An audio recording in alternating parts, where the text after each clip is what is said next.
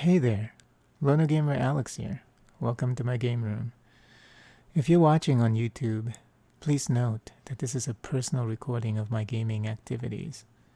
It contains footage of me looking to be entertained, not trying to entertain those who are looking in. These uploads are for my personal pleasure, yet if they serve any purpose to you, then I'm all for it. AFKs are edited out of the recording. Thank you for watching.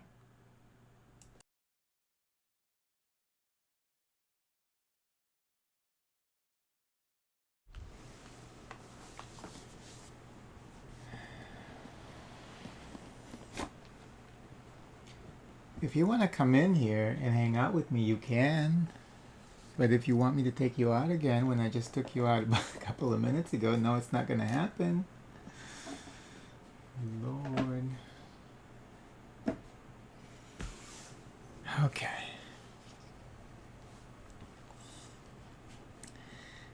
Your goal in Endeavor Deep Sea is to have the most beneficial effect on the world's ocean, from the teeming shallows to the mysterious depths. In each of many scenarios, you'll score points mostly by increasing your attributes: reputation, inspiration, coordination, and ingenuity, by taking a variety of actions that create positive impact and adapting your approach to meet the scenario's unique goals. At first, only a small area near the ocean surface is accessible, but your reach will extend wider and even deeper into new zones, each with its own opportunity for discovery. Your challenge will be to recruit an effective team of specialists, expand and improve your fleet of vessels, publish game-changing journals, and develop the capabilities you'll need to stay at the leading edge of this endeavor. Your goal above all is for your team to make the biggest positive impact on the ocean that blankets our fragile planet. Okay. This is a game of discovery, observation, understanding, and conservation. You won't be extracting anything material from the ocean. Everything you draw from it is an intangible benefit that will make you better at what you do. I think I kind of read this part already. And I totally forgot to record myself unboxing this. Play against your friends, or with them, or without them. Well, here at YosUki in Games, it's all about solo play. So, scenario-driven game, that means that each time you play, you'll choose a scenario. Every single scenario can be played in competitive, cooperative, and solo. Okay. Alright, so let's see how to play this game. Okay, we already check all of the components. We have all the components. I already set up the specialist tray. Oh, here's the setup. Scenario sheet. Select a scenario sheet and place it on the table. It has setup, scoring information, sometimes special rules that everyone should be aware of. Okay, and I think these are like the player panels, so I'll choose gray. They have gray, yellow, purple, and red.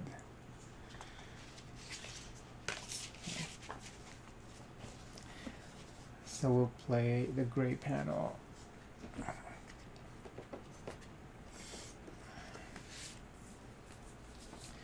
So how many missions do they have in this game? Mission 1, mission 2, 5, 7, 9. 9 is bonus mission. Oh, and 10 is bonus mission. So 8 missions and 2 bonus missions. Okay. So we'll play mission 1. So let me look at the picture here. So the ocean board diagram.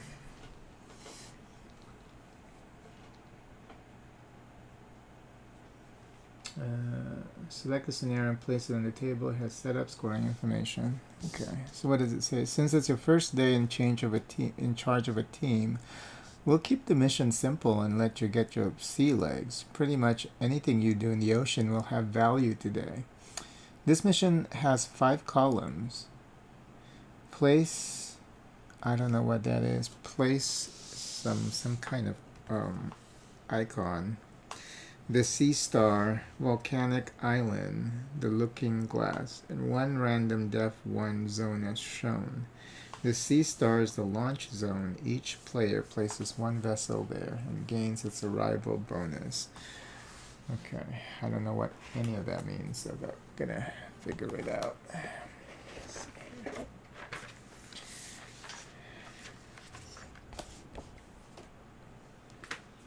And this is the specialist tray. I already set it up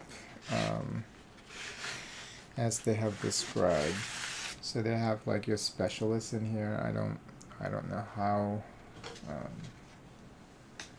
how we get to them, but so I'll just put that somewhere accessible, I guess. They haven't said anything. Oh, here. Place the prepared specialist tray nearby. Tier 1 and 4 to 4 should remain properly organized, and Tier 5 place 3 random tiles in each pocket for the... Yeah, I already did all of that. So let me just put it this side here while we try to figure out the setup on the table. So I'll put this down here. Hopefully Suki won't be coming in here and stepping on it, but I have a feeling that she's going to try. Okay, we'll just leave that there for now. Okay, so that's number 1, scenario board diagram. And then they have ocean board. Your scenario tells you which boards to put into play. The diagram shows their configuration. Find the boards and arrange them as shown. Leave enough room around them for this mission's grid of boards to develop. The diagram on the sheet shows you how wide the grid may go. The maximum depth is 5 unless otherwise indicated. Once an ocean board is in play, it's referred to as zone. So this actually goes all the way like 5 levels of depth. This table is not large enough. We'll see what we can do, because these cards, the ocean panels, they're pretty big. Like, look at that. And I already separated this by depth. And they want, I remember when I was unboxing this and I was reading the manual a little bit. They wanted you to randomize these. Like, I already saw that there was a scratch on one. It's like, I guess you just have to do it like very carefully.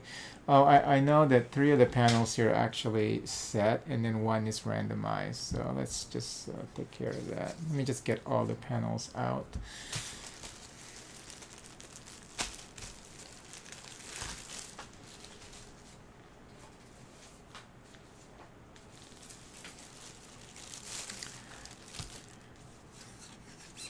Okay, so they have 5 different depths. And I don't know how deep we're gonna go for this first mission. They said it's up to 5 level deep. So we'll just do a guesstimation and see, you know, where that may take us and how I can properly set up the table here.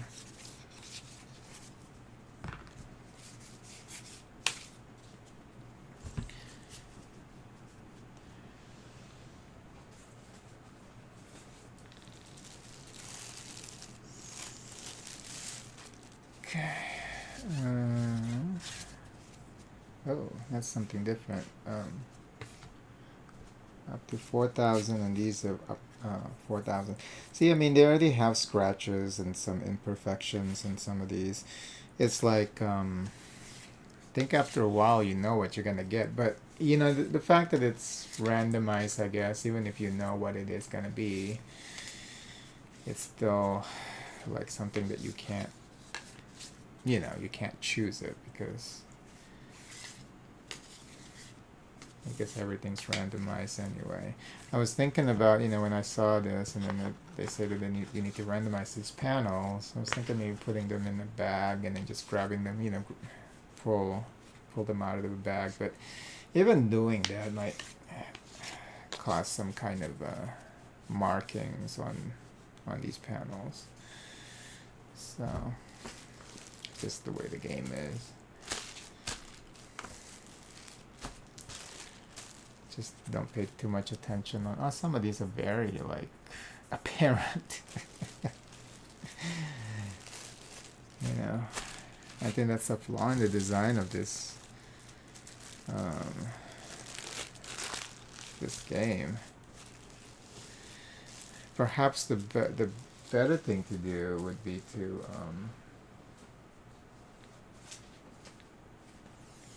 I don't know, maybe design it a little bit differently.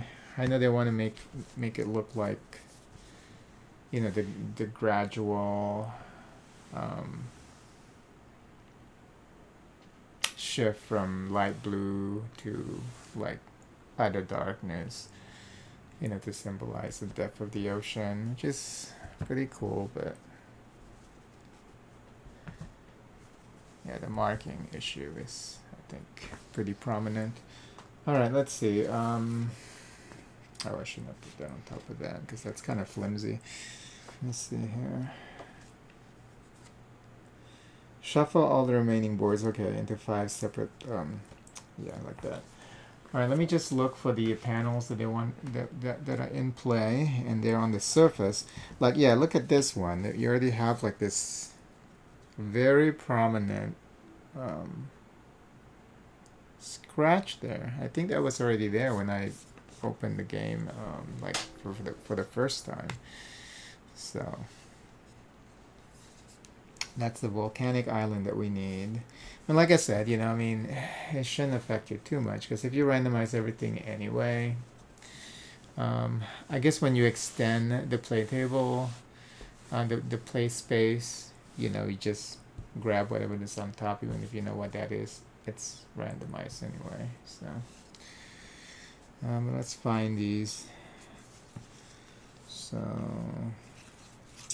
oh, I see. That was the icon that I mentioned earlier that they were talking about in the manual. Star icon. I don't know what that means, but so they have that one. Oh, and then one is like a depth 0 to 200 looks like, and that is, yeah, some of these pictures are pretty cool. I mean, that's why, you know, as much as I hate the ocean, like I have the fear of open water. When I saw this game, I was like, oh, this looks really interesting.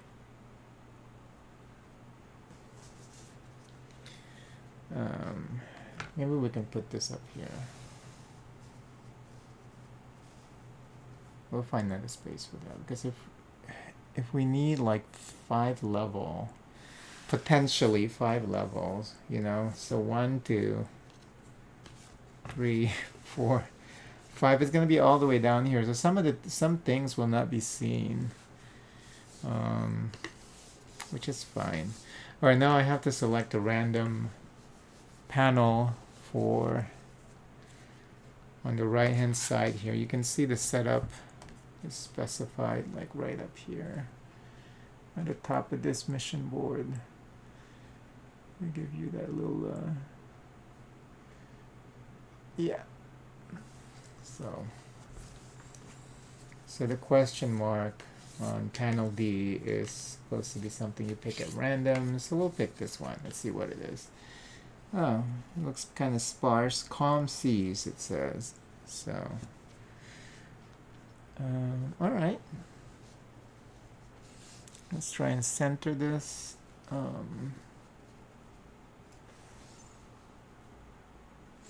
And I like the idea that this game is just about doing research in the ocean, you know? I mean,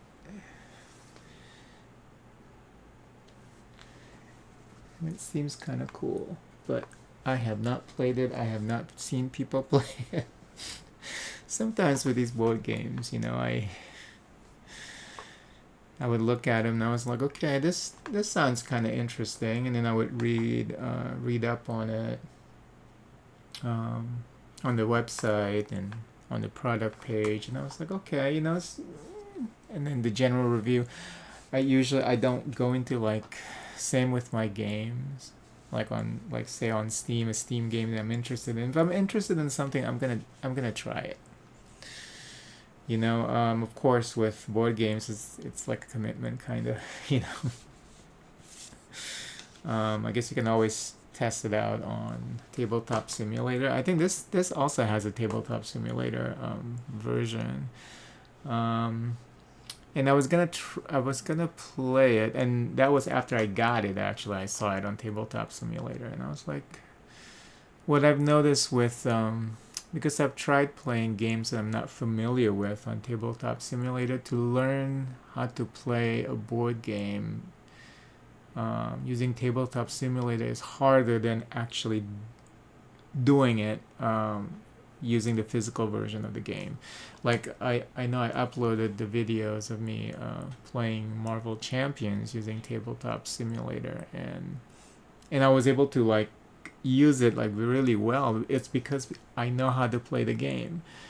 If it's a game that I don't know how to play, and then you have to, access the digital manual and trying to move things around, because there's that disconnect when you use your mouse. And maybe I should try the VR version, because I do have a VR headset. Maybe it would feel better if you use the VR version of Tabletop Simulator, because it's almost like you're really playing it physically, because there's a disconnect when you're using the mouse. You're moving it around, clicking, and then all that. There's some kind of disconnect there that kind of pulls you out of the game.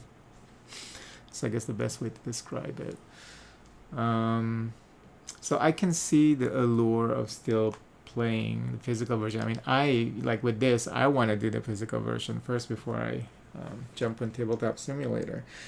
Um, and then when I was playing Marvel Champions, I noticed that playing the Tabletop Simulator version, I tend to like my focus is usually narrowed on certain aspects of the whole play area, because you have to zoom in to look at the cards, because you can't, like here, like you're sitting here in front of this, you don't do this, right?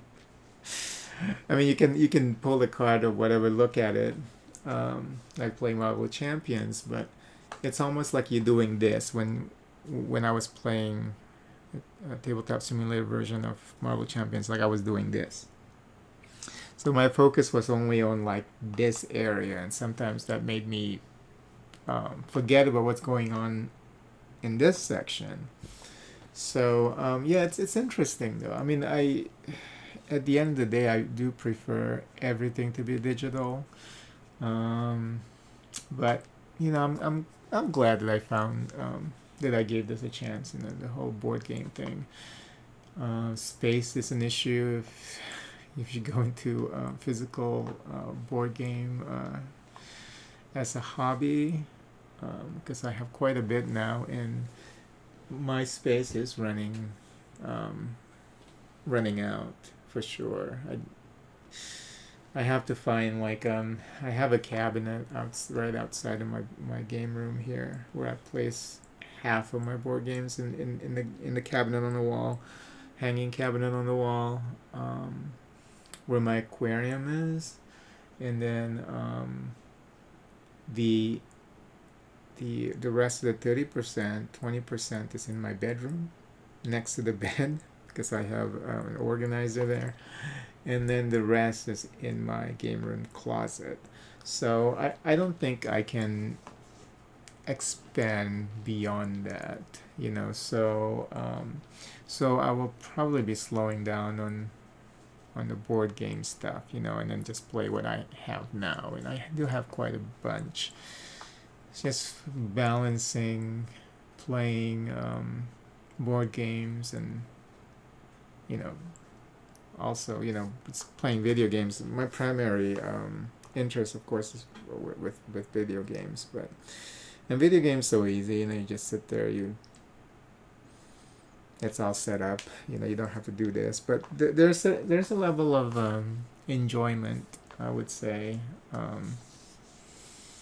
with doing all of these things, setting it up and then playing it, and I do enjoy seeing the mechanics at work, you know, and working with the game mechanics. I think I really enjoyed that when I was playing Eldritch Horror. So, but yeah, let's get this done because we're talking too much and this is not moving at all. Well, let's see.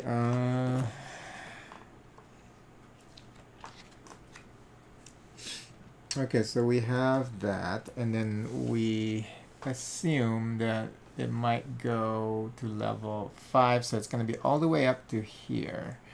So we'll just have to kind of be aware of that. And I think that width-wise is also 5, right? So 5 times 5. It's the gameplay area here for the ocean panels, or they call them ocean stacks. Okay. No, boards, ocean boards.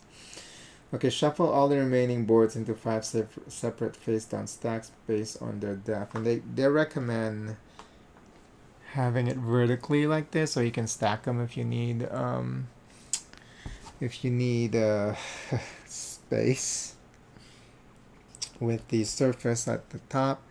So we'll check out this recommendation of stacking and see if it works for us, because it seems like we're going to need all the space that we can get with this game, because thanks to the ocean panel here, because the ocean panel is what's taking up most space, seemingly. So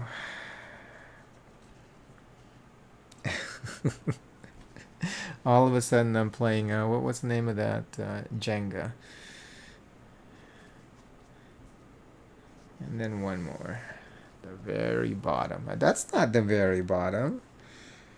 It's 0 meters, 0 to 200. Okay, and then yeah, I was doing that wrong too. And then 200 to 1000.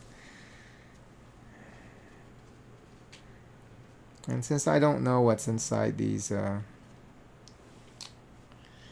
stacks, I'm not even gonna bother, you know, shuffling them at this point, because I don't know what's in there. So there's nothing that I prefer to want to show up, and everything will be a surprise pretty much. Okay, so you get like this little Jenga tower. So I'll put it over here. I have my fan here, so I'm gonna check later, see how it affects the microphone, because it is hot. And you know, you gotta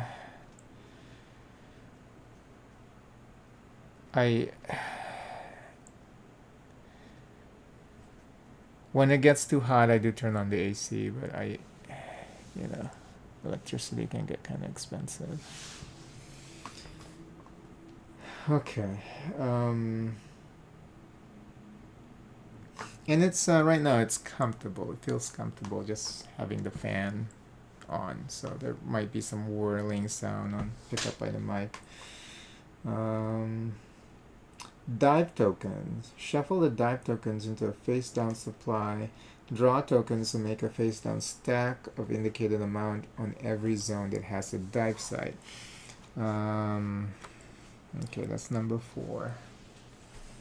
Let me just grab the components here. I think this is it. So maybe what I'll do, because again, they keep wanting you to shuffle things around. I mean, for these for these things, and they're not like the easiest thing to shuffle. And I think with this, you can definitely put it in a what do you call those? The bag, and then pull them out, and then just as long as they're like face down, I guess.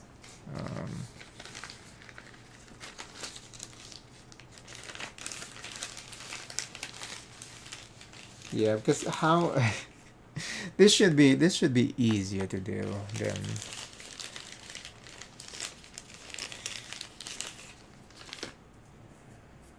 this should be easier. Like when I put these away, I kind of made sure that like one side is facing up.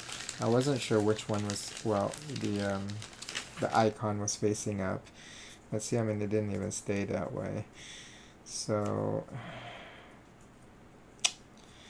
yeah, you're supposed to pick these at random. Like there's got to be a better way to randomize these, you know.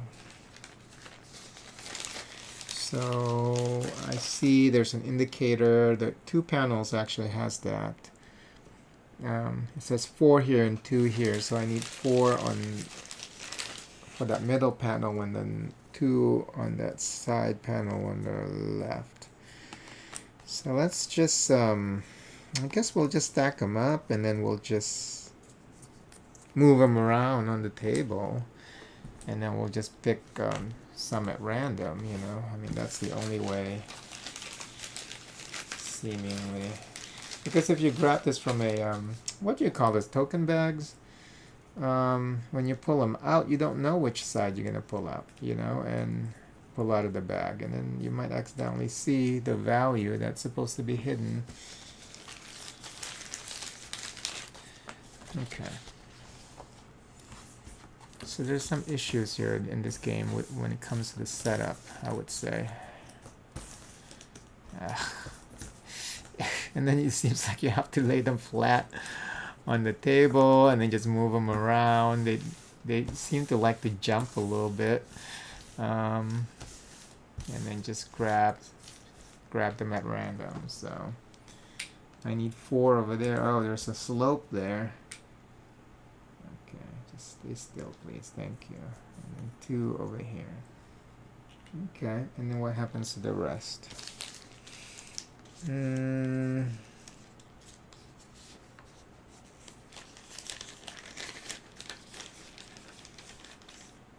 That didn't say anything about the rest. So I'll just put them back into the container, into this.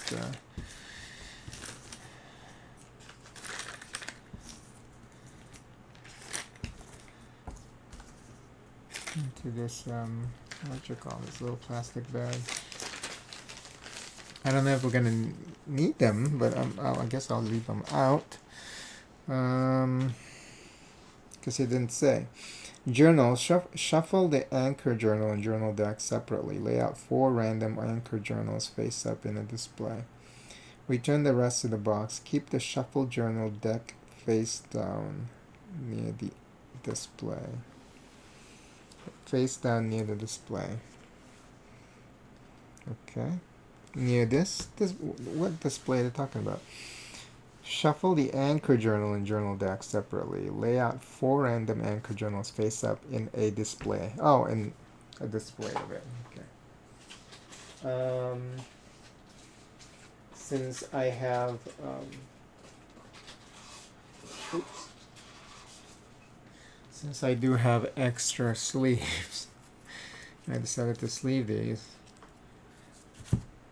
Yeah, I normally don't play with. I don't sleeve my cards. The only reason why I started sleeving was because of Rogue in Marvel Champion.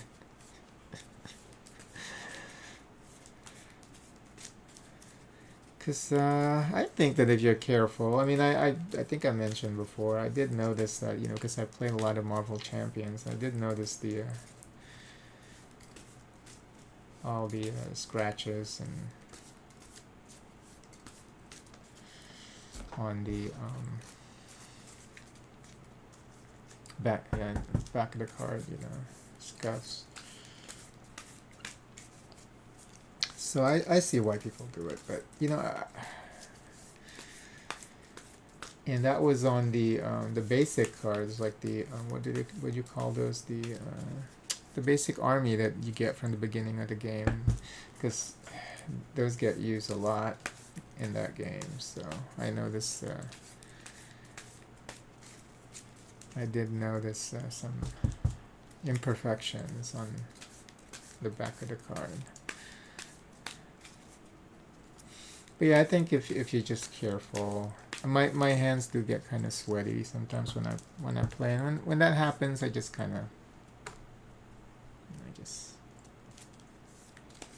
not touch the components for a little bit.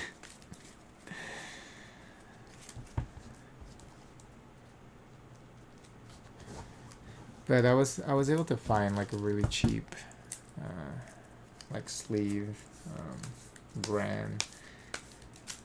And I was like, this is cheap enough. Let me try this, because if I'm gonna be playing a lot of Rogue, I want to make sure that her cards still look nice after I'm done with having her beat the whole entire all the campaigns in Marvel Champions, all the encounters and all that, So, and we were finally able to beat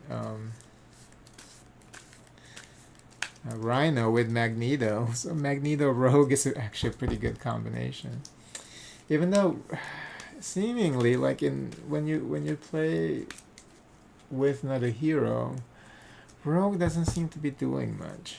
She's a tank. She's just tanking it. Like the default deck, she's basically just tanking.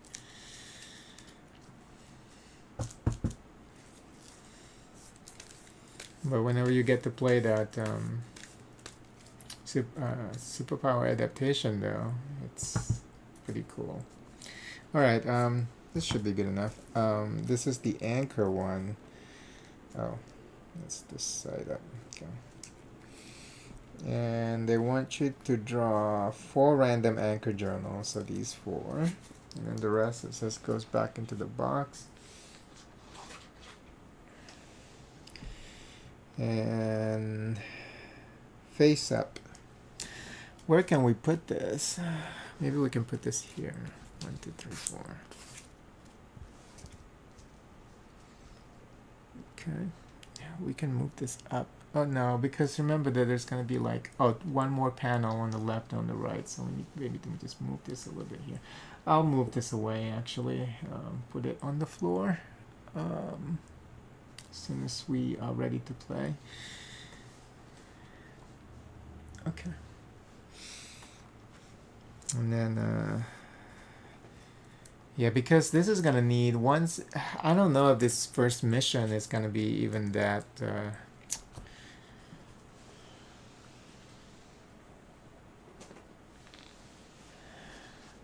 complex, where you're going to have like 5x5 map, Does this matter, like sequentially? Maybe not. I'll just put them like this.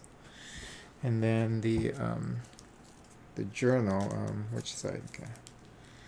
We'll put this like maybe here. And then we'll move them around as necessary. Okay.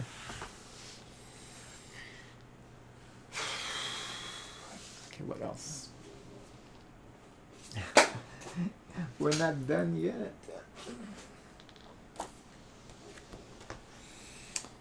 Journal specialist. Place the specialized tray. This is what they're talking about with the specialist tray. We'll probably put this like right here. I might need to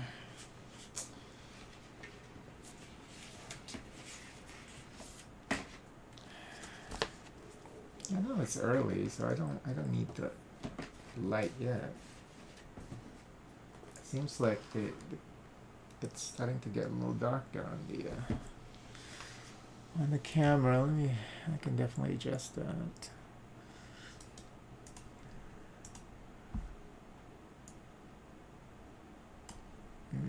Yeah, that might be too bright.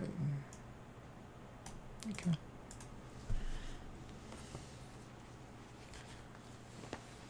Oh, let me just put this down here. And then we'll place this up here. Like this.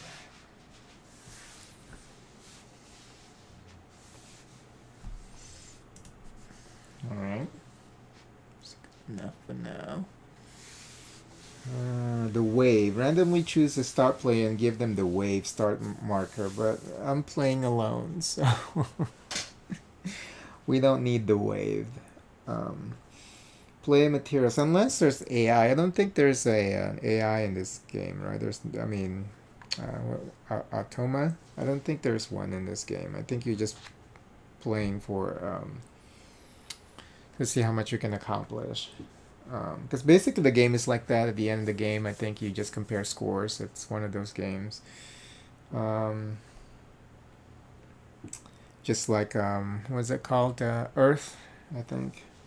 Which was a good game. I played it once. I like that game. It's pretty cool. I need to play it again one of these days. Play materials. Choose your player color. Take the player mat, a team leader tile, and the component set in your color. 30 disc, 5 track cubes, 20 impact markers, and 3 vessels. Okay, let me grab those things.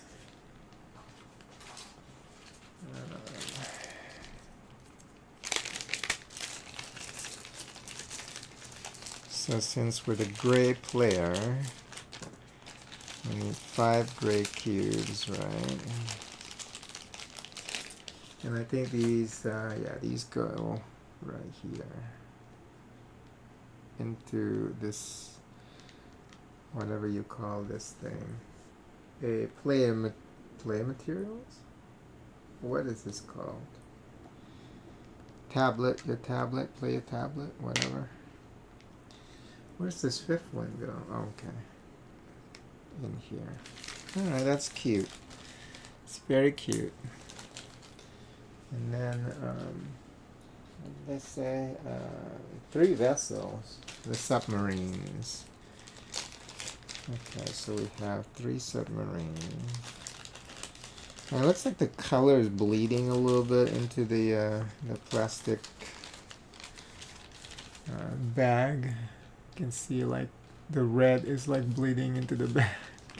It didn't seem like it was bleeding into the like the other ships, so it's only the red. Something about this red color they're using. Okay, and then okay, what are these stars?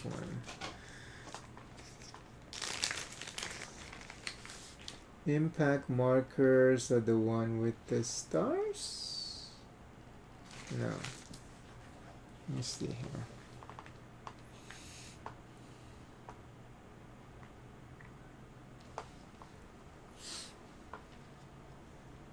Oh, separate. Keep impact markers near impact board. What is an impact board? This? I thought this was a mission board. I mean scenario board, but okay, they just want you to have it handy, and there are 20 impact markers.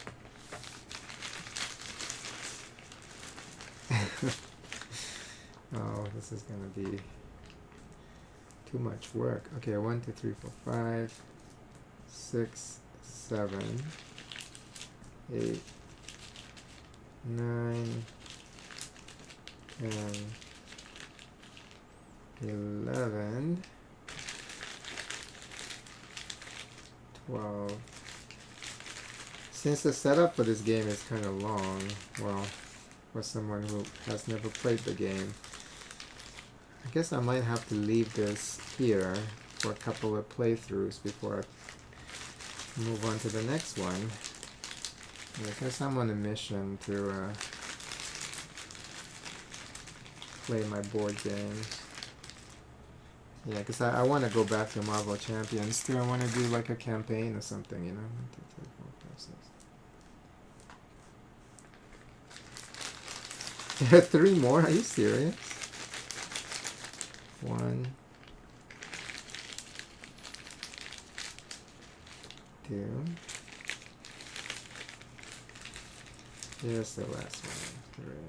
3. Okay, we'll put everything back in here.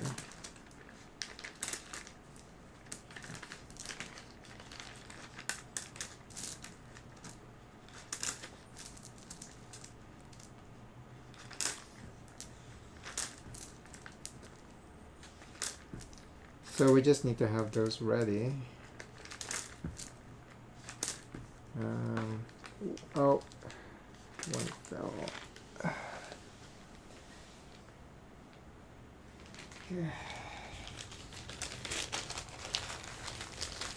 So we'll just, where can we put this? Maybe we'll put them here. Because if you're not careful, you're going to lose some of these. Okay.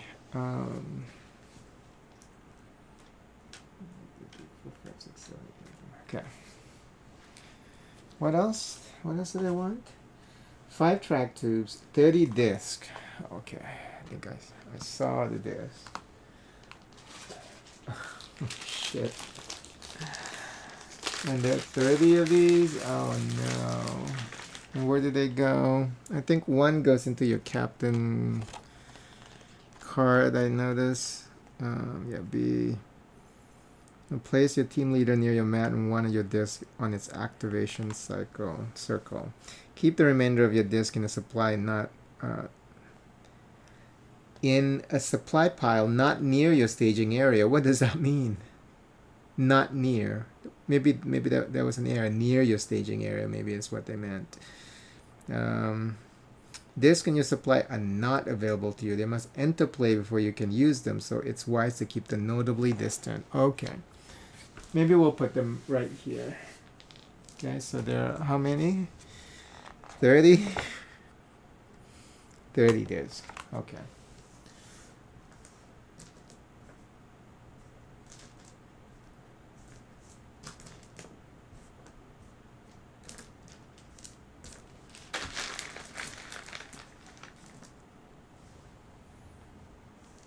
And then one goes to your, oh, I don't have that captain thing yet.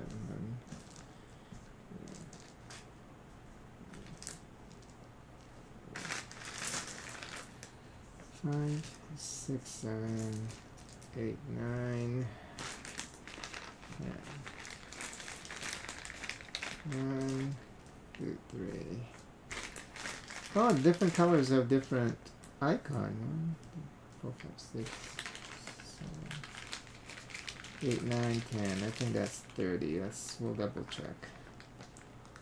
1, 2, 3, 4, 5, 6, 7, 8, 9, 10. 1, 2, 3, 4, 5, 6, 7, 8, 9, 10. 1, 2, 3, 4, 5, 6, 7, 8. So I need to, when I put everything away, I think I need to just have these in a separate small bag. Because I don't think that I will ever be playing this with other people. And I guess you never say never, right? Who knows what's going to happen in the future. But right now, it's solo only for me.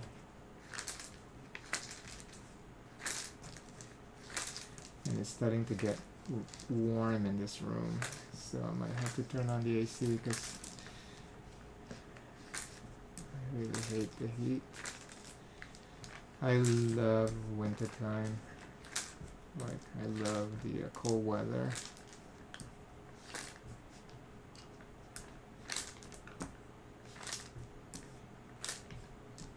I wish it can just be cold all the time. Well, I guess in the UK it's cold all the time, right? Like during the summertime, I think the highest on record was like, what, 80?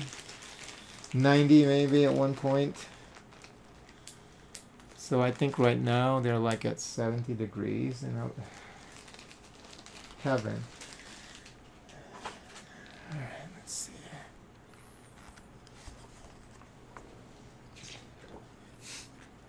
Okay, we're gonna move this to the side here. Okay.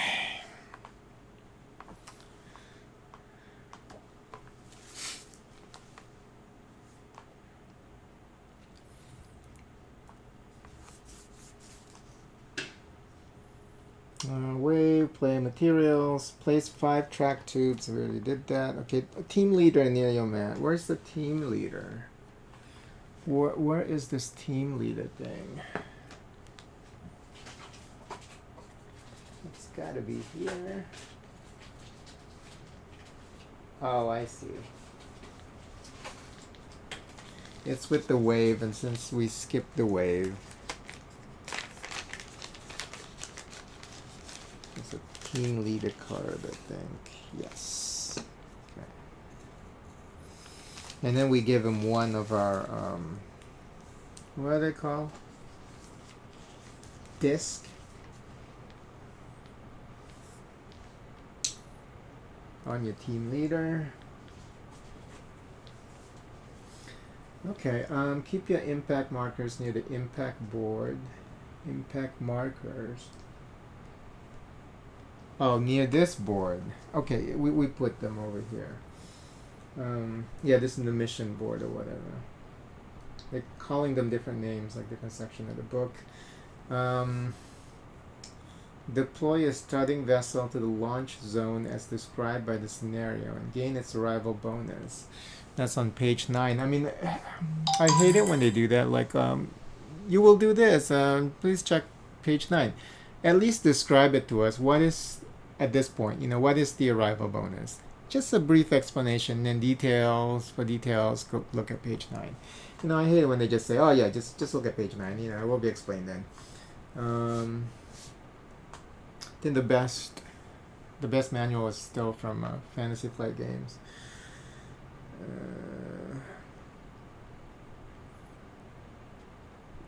Keep your other vessels near your player mat. So we place one. Where? Oh, up here. I see. In the middle. That's what they want you to do. So I don't know. I guess, because how come we don't place it? I guess in the middle is where it needs to be placed. Launch zone, as described by the scenario. It is described by the scenario. Is that the launch zone? Place the Sea Star, Volcanic Island, and Looking Glass in one random Depth 1 zone as shown. The Sea Star is the launch zone, so it is explained on the mission card here at the top left hand corner right here. So they did explain it here. And then gain its arrival bonus. I still don't I don't know what that is, so I guess we're ready to play. I mean, everything is set, so we're ready to play. So I'm gonna learn how to play this game.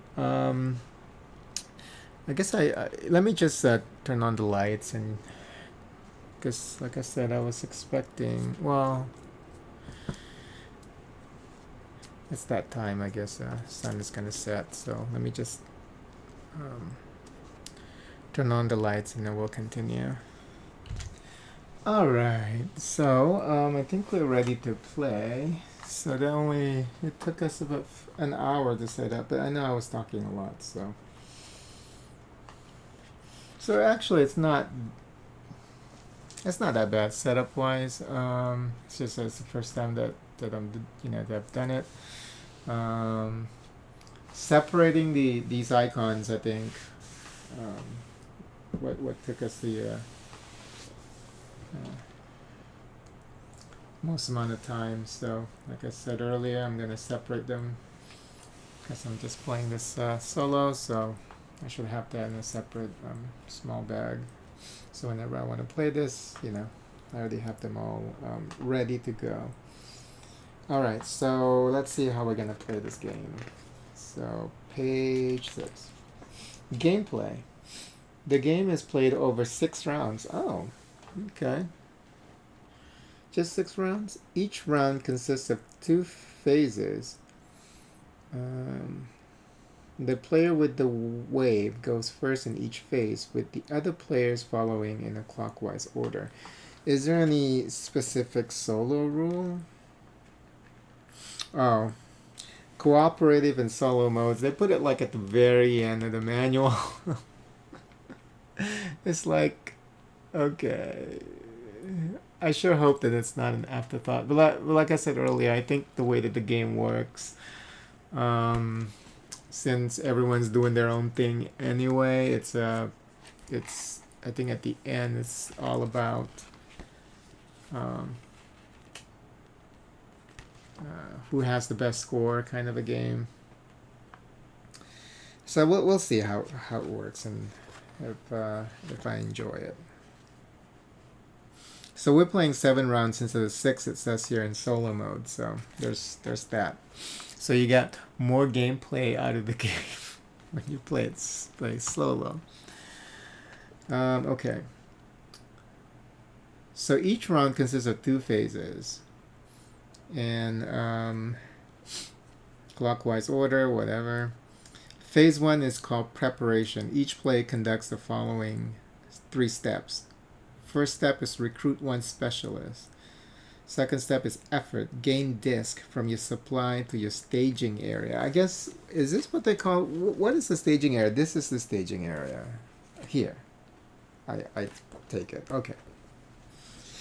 The area of play for you, I suppose.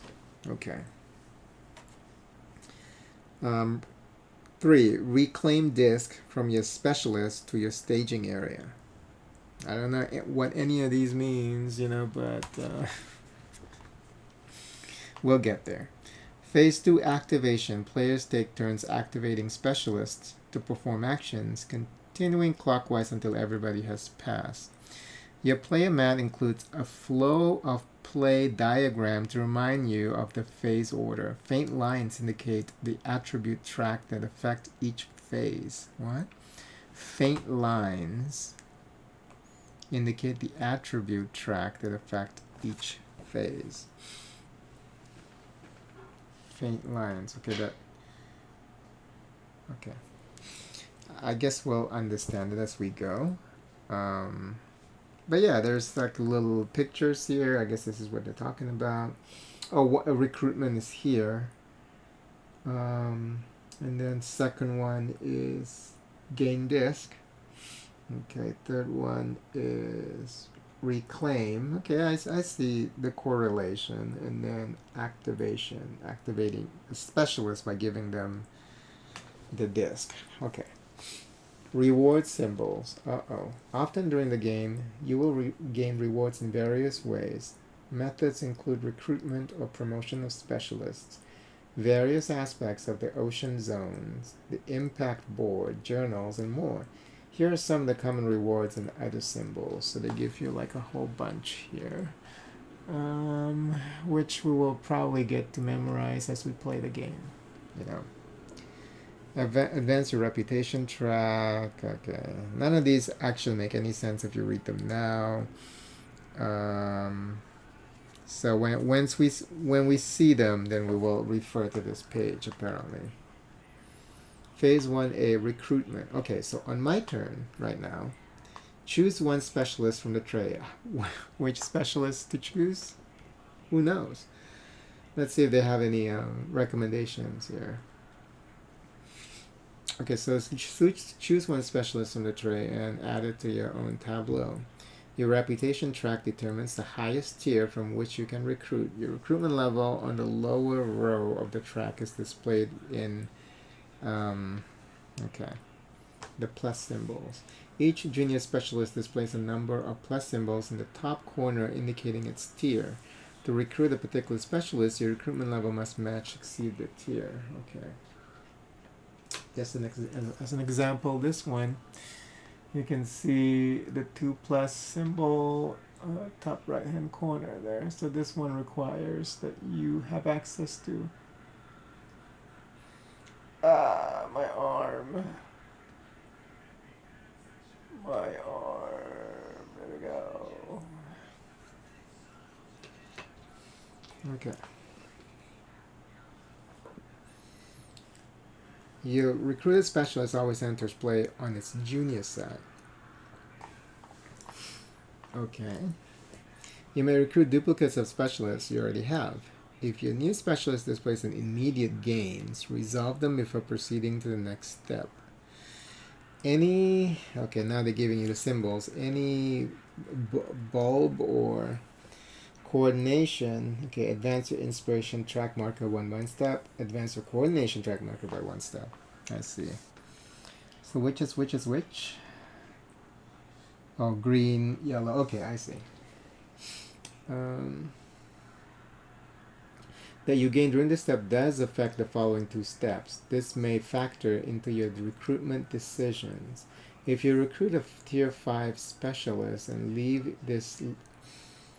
this leaves its tray pocket empty, move the top tile from a different pocket to the empty pocket so that 3 tier 5s are always available for selection. Okay. If your recruitment level is 2, you could recruit any specialist from tier 2 or below. You recruit this navigator from tier 2. It displays immediate gain of 1 inspiration, so you advance your inspiration track 1 step on its track. Okay, so it didn't give me a recommendation of who I'm supposed to be recruiting. So, kind of playing this in the dark, like, what are we trying to do? An example would be nice.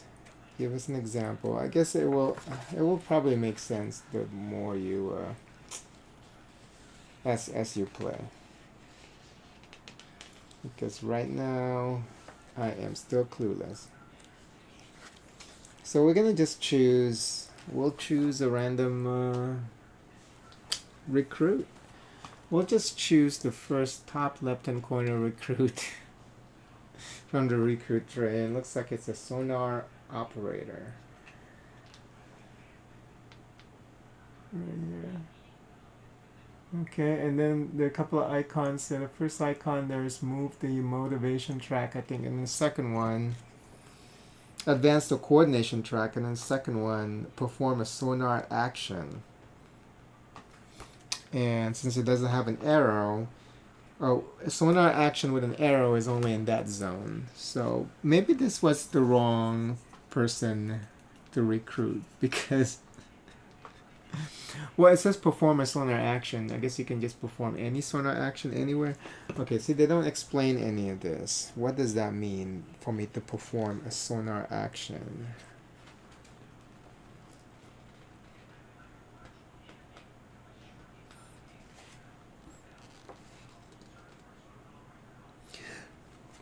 Oh, I think no. The sonar action is not immediate. It's what this person can do, I guess. Because it says only immediate. You recruited from tier 2. Display immediate gain of 1 inspiration. Because yeah, it didn't say anything about the second half. I think that's just its ability is to perform sonar action. So I'm gonna recruit this guy. I don't know where I'm supposed to place him. They didn't say that you're supposed to place them anywhere, so I guess I'll just say I'll place them. I'll place them here for now. It did say that I need to advance my coordination track by 1, so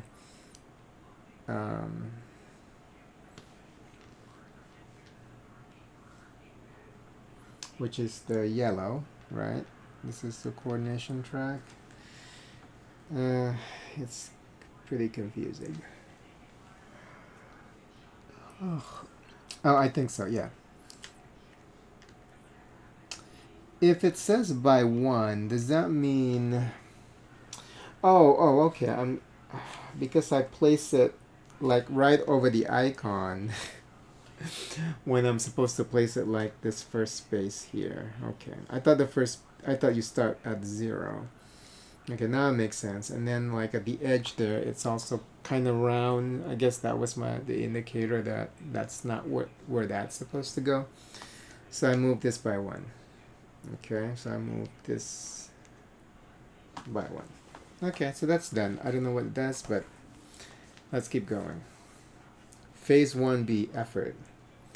Gain new disc from your supply to the staging area for your player mat. Your inspiration track determines the number of discs you gain. Gain effort level on the lower row of the track. Your effort level on the lower row of the track is displayed with the plus symbol. Gain 1 disc per symbol. If your supply runs out of disc, use disc of an unused player color or some other marker as a substitute. Okay. So in this case, we gain 1. So, and this is not the impact. This is disc. So 1 of these. So now I gain 1 of these with the water icon. So I don't know what it does, but there it is.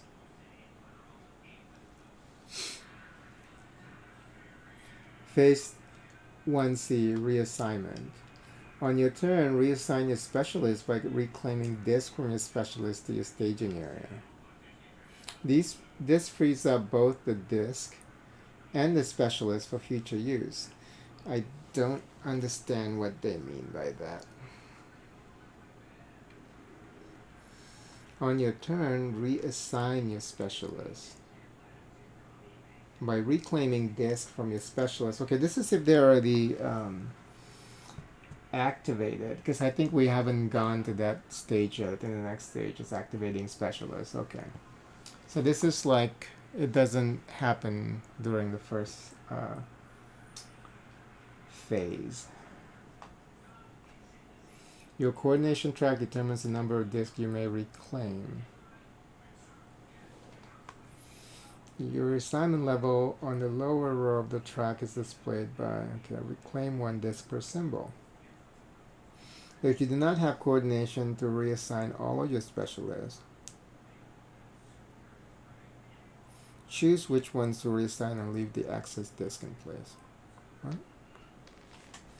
If you don't have enough coordination to reassign all of your specialists, choose which ones to reassign and leave the access disk in place. Still a little confusing, but okay.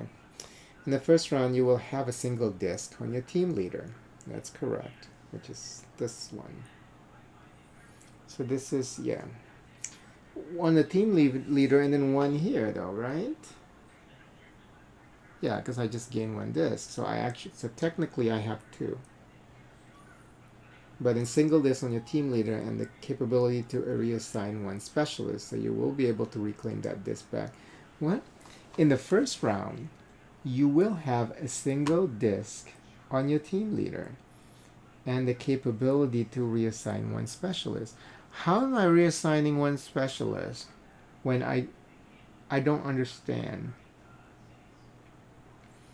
I haven't even assigned a specialist to do anything.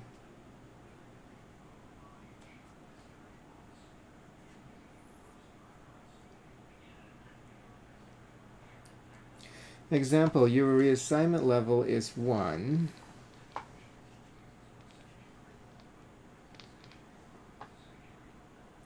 So you will be able to reclaim 1 disk. Since you have 2 specialists with disk on them, I do. You'll have to choose. You go with the team leader since it's more versatile than your pilot. I think what they forgot to tell you is when you get the disk, it says gain new disk from your supply to the staging area of your playmat.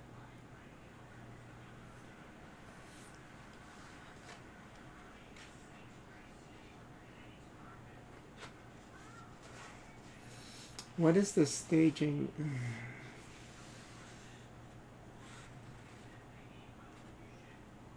Okay, this is a staging area. Like, I don't understand how you already have 1. Is there something that I missed? On your turn, choose 1 specialist from the tray and add it to your tableau, to your own tableau. Your reputation tag determines the highest tier. Okay, we know that. Each junior specialist displays a number or plus symbol in the top corner, indicating its tier. To recruit a particular specialist, your recruitment level must match their tier. Your recruited specialist always enters play in its junior side. You may recruit duplicates of specialists you already have. If your specialist displays an immediate gains, resolve them before proceeding to the next step. I immediate gain. Okay, so that's, yeah, that.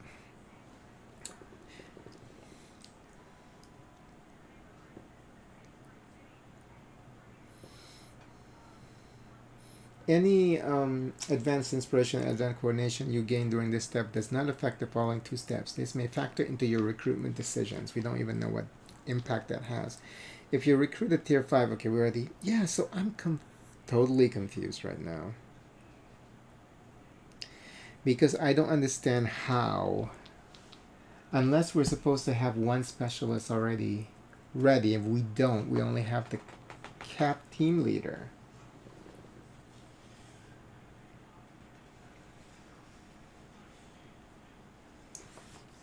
Yeah, I'm very confused. I don't know what this means. In the first round, you will have a single disc on your team leader and the capability to reassign one specialist. So you will be able to reclaim that disc back to the staging area. I think they're talking about the disc for your team leader?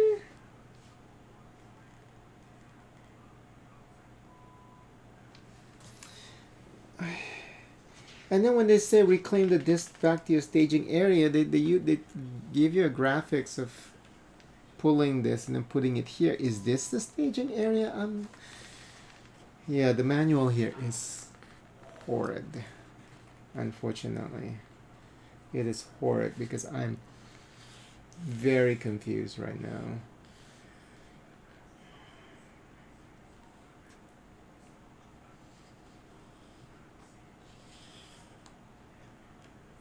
This thing is applied and not available to you. It must enter play before you can use them. So.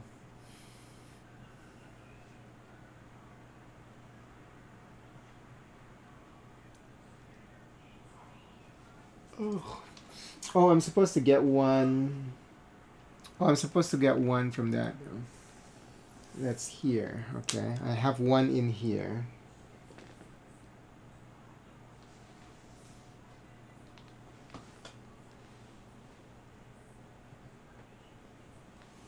Arrival bonus is one in here. Okay.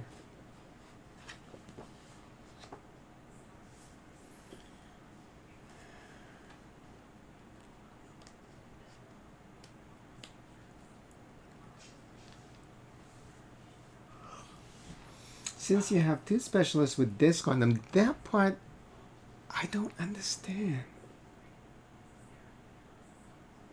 How do you have in the first round a specialist that has a disc on them when we haven't done anything with the specialist?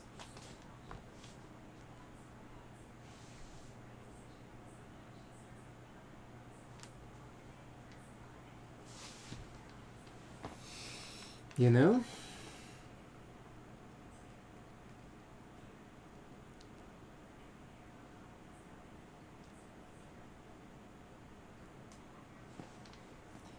In the first round, you will have a single disc on your team leader and the capability to assign one specialist. So you will be able to reclaim that disc back to your staging area.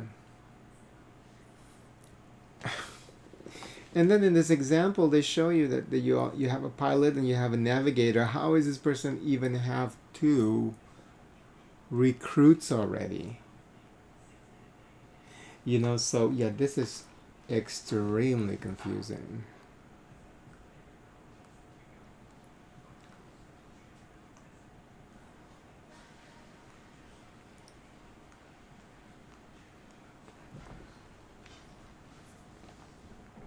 Extremely confusing.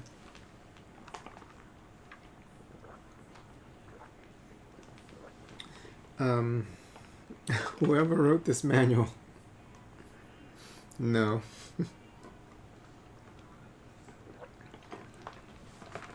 This manual is bad. It's bad. Okay. Let's pretend that they made a mistake. We're gonna grab this one and put it in the staging area. What that does, who knows? They don't explain to you what any of these things mean. Any of your actions, they need to explain to you what they mean. Okay, now activation. Phase 2. Take turns beginning with whomever has the wave and proceed clockwise. On your turn, you must either take a turn or pass. Once you pass, you may take no further turns in this round, and the turn order continues clockwise, skipping you. Play proceeds in this manner with still active players continuing in turn order until all players have passed. Taking turns. You usually take a turn by activating a specialist. See? You have to activate it first before you can deactivate it. So how come in the first round during that phase they said that you have the option to grab an icon from, and this is not in your staging area, this is separate from your staging area, but it's available that you get by recruiting this guy. Unless they say that this is supposed to be here, you know, but it doesn't say that. It says that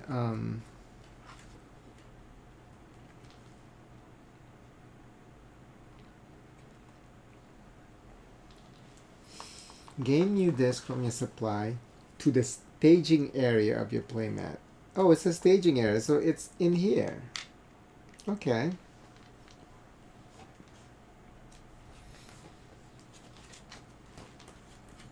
So, and then it does show that you're supposed to have 3 if you grab it from the captain. I just don't understand why they have 1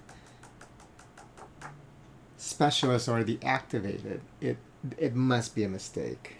It's got to be a mistake because that doesn't make any sense.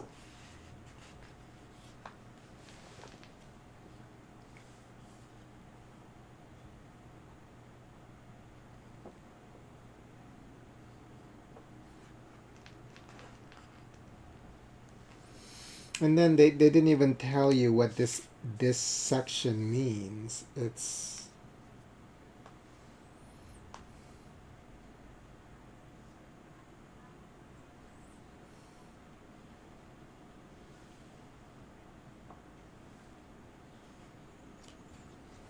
yeah, it's just the manual is bad, unfortunately. Okay, let me see. Okay, you usually take a turn by activating a specialist. To activate a specialist, place a disc from your staging area on a specialist in your tableau that has an empty activation cycle. Exactly. You recruited the specialist, it's not automatically activated. Calm down, just keep going.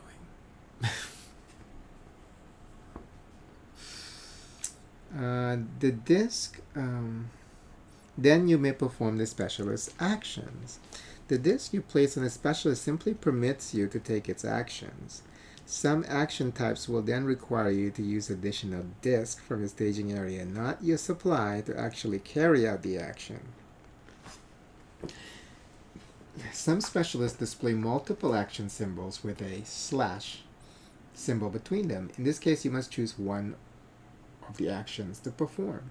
Some specialists display multiple action symbols without the slash symbol between them. You may perform any and all the actions in any order you choose. Performing multiple actions from one specialist still counts as one turn. The actions may be performed in different zones. Resolve each action fully before beginning the next. You may activate a specialist and then not perform its actions. Certain activities explained later. Everything is secret until later. Can be done in place of activating a specialist. In those cases, apply all rules that reference your activated specialist or its actions to be stuck to the substituted activity instead. Is this a hard game to learn? Oops. Because the manual is not the best.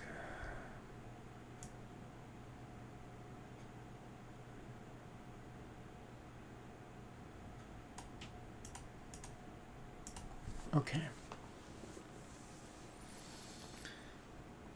Maybe they haven't updated the manual online, but I need to kind of look for that. Let's see here.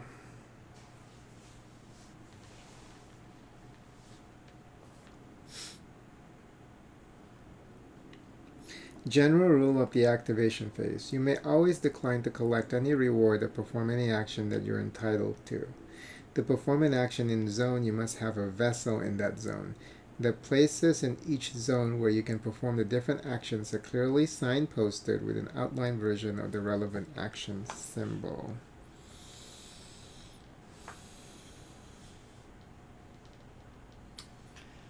Okay.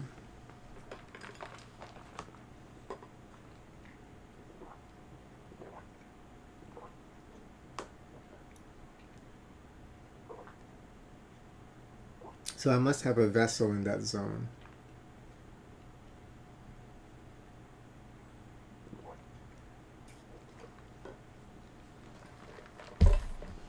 And our vessel is at the beginning area.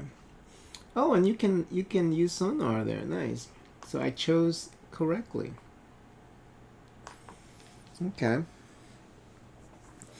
If you ever reach the star impact symbol near the end of any attribute track, gain 1 impact. See the impact board, page 14. If you ever advance beyond the end of the track, retreat the cube back to the impact symbol and gain it again, as indicated by the arrow. Okay. The Ingenuity track unlocks additional vessels for you. First time your marker reaches each of the 2 spots with gain vessel icon. Okay.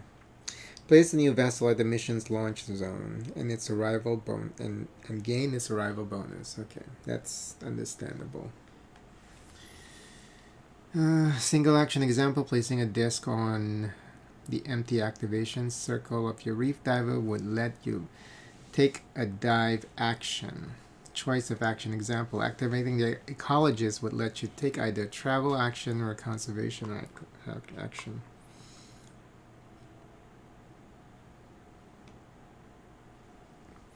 Multiple action, okay, fine. Example, with a vessel at the sea star, you could travel, sonar dive,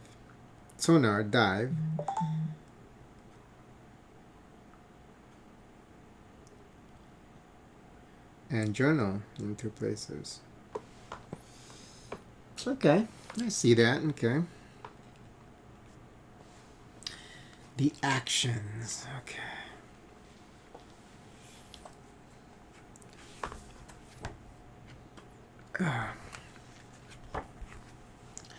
Travel. Move a vessel to a different zone to gain its arrival bonus and enable you to take other actions there. Move one of your vessels from its current zone to a different one. Your vessel movement capabilities are indicated by your Ingenuity track. Advancement. Your technology level on the lower row of the track is displayed. Okay. The maximum depth you can move your vessel to is equal to the technology level. The maximum distance that your vessel may move from its current value is also equal to the technology level. A vessel moves horizontally or vertically from zone to zone, 1 zone at a time. You may not travel through empty spaces that don't have a zone in them. Keep your vessels in the travel box of their current zone. Okay, that's fine.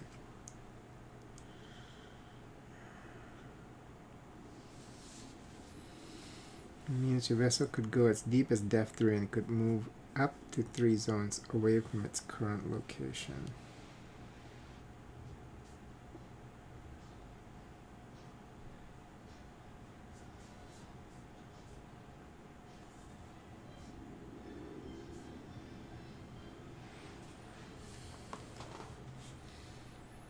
What? If the technology level is 3 represented, that means your vessel could go as depth 3, not that you move. Okay. And then you can move it, and you can move up to 3 zones away from its current location. Okay, 3 zones away.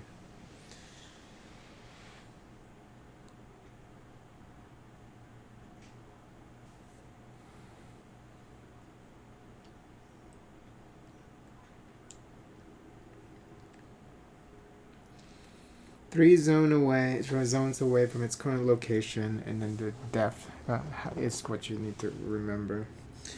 After moving a vessel to a zone, immediately gain the arrival bonus from that zone. Only the final destination zone, not the zone passed through along the way. The arrival bonus is displayed below the travel symbol in each zone. You do not get the arrival bonus when you place a newly gained vessel in its launch zone, including your starting vessel at the... What? You do not get the arrival bonus when you place a newly gained vessel in its launch zone, including your starting vessel at the game start. Your scenario sheet setup describes the launch zone for this mission. Huh? What kind of contradictory bullshit? Hold on. You do get the... Okay. Because I read this. You do not. Okay. Cool. You decide to go to the thermal vent. Upon arriving, you gain an arrival bonus, which is an ingenuity gain. Now you step closer, getting deeper and further. Deeper. Further. Okay. Since we have the sonar operator, we are going to do a sonar action. So the next one here is a description of a sonar action. Requires a second disc. Add a disc to a sonar track to gain rewards and discover new oceans. Nice. Okay. So even though I chose at random, I chose right. Maybe.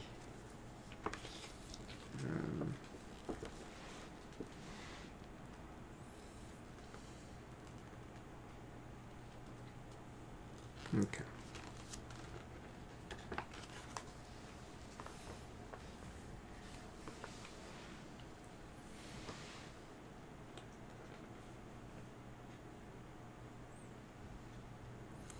Place a disc from your staging area on the leftmost empty space of a sonar track where you have a vessel. If the zone features multiple tracks, you may choose which track to place upon. Placing the disc may complete a link. See later pages. I hate it when it does that. Multiple tracks. I don't. What do you mean by that? Oh, I see. Oh, there's two of them. Okay. Some sonar track spaces display common rewards. Claim them as usual. Most sonar track spaces indicate that you may discover a new zone to add to the ocean. See below. Okay, I guess that's what we're gonna do. For example, if you sonar action while you have a vessel on calm seas, you could either place a disc on either of its two sonar tracks. If you choose the left one, you gain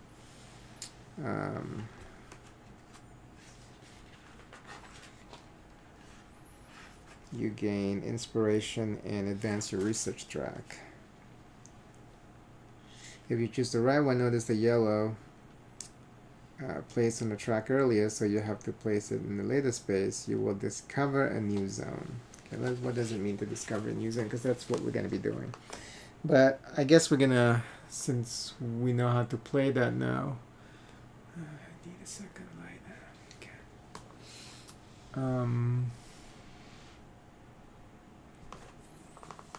Yeah, this area is dark. All right.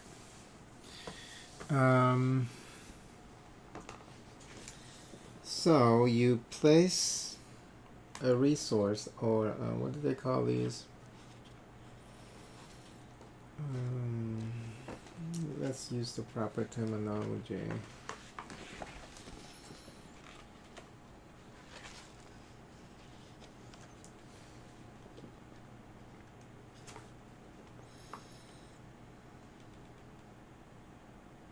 Disc, right? So you place a disc on your recruit, and I have a sonar operator here, so I put the disc to enable him to take the action, which is sonar. And then I would place this, since our ship is... Did I call it ship? They don't even call it submarine, do they?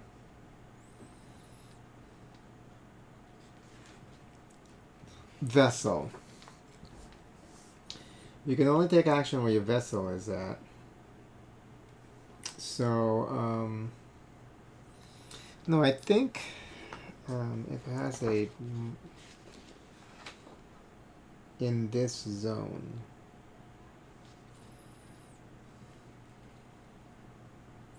In a zone where you have a vessel. So I wonder what that is. Okay, I'm at a later time. It's probably a special rule that will be explained later.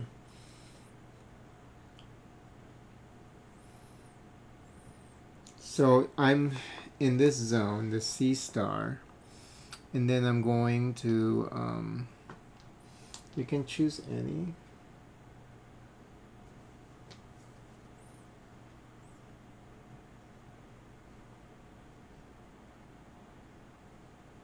Leftmost empty space. Okay. So it'll be this one here. It says 1 to 2. I don't know what that means, so we'll figure it out here in a sec. But that's the action that we're going to take during our action phase. Okay. Discover. Choose your board. Okay, draw. Okay, discover symbol shows 2 boards to remind you that you always draw 2 to choose from. And it has a number or a number range in it to indicate which depths you may draw from. So if it says 2 to 4, draw from depths 2 to 4. 4 plus, draw from depths 4 or deeper. 3, draw from depths 3 only. For example, your discovery symbol indicates depth 1 to 2. According to your scenario, there are 2 spots you could place a depth 1, and there is a legal depth 2 spot below the dying reef.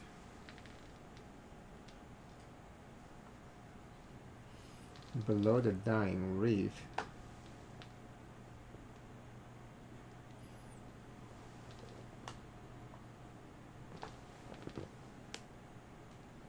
What dying reef? What are they talking about?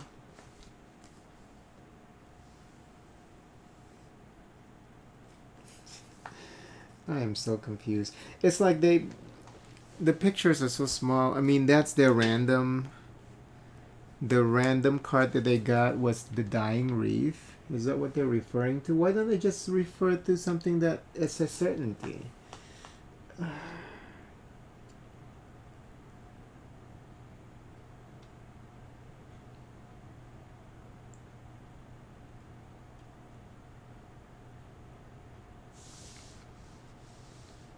Below the dying reef?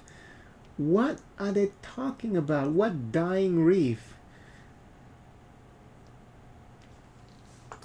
It's gotta be this.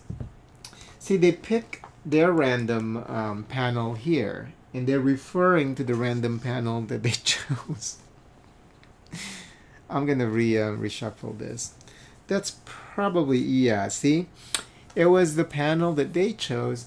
That's a horrible way to write a manual. You write a manual based on you know what is certain. Instead of saying the dying reef, the player might have a different, because this is supposed to be a random panel, so we could have anything over there. Just say underneath the random panel that you chose earlier. It's like, who wrote this manual? This manual is so badly written. I'm sorry, but it's got to be it's got to be said, you know, it got to be mentioned, because it's bad. It's such a badly written manual. There was another game that I played, another board game that had like a manual like this bad before too. I forgot which one it was, but this is horrible. And why is there only one illegal depth 2 spot below the dying reef? What do you? Oh, because of this example. See, I mean, this is. And then they're taking it too far because they also put another panel down here.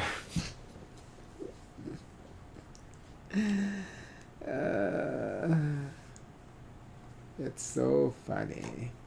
Okay, so basically, for us,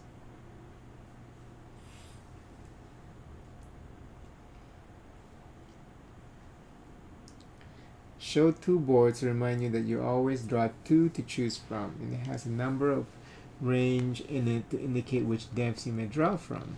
For example, your discovery symbol indicate 1 to 2. According to the scenario, there are 2 spots you could place depth 1 and there's a legal depth 2 spot. You decide to draw 1 board from each stack.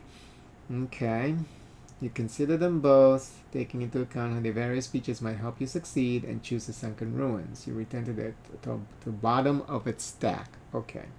You place the sunken ruin in the legal depth 2 spot and add 4 dive tokens to its dive card. Indicate finally you collect its discovery bonus. So there's a discovery bonus on the top left hand corner.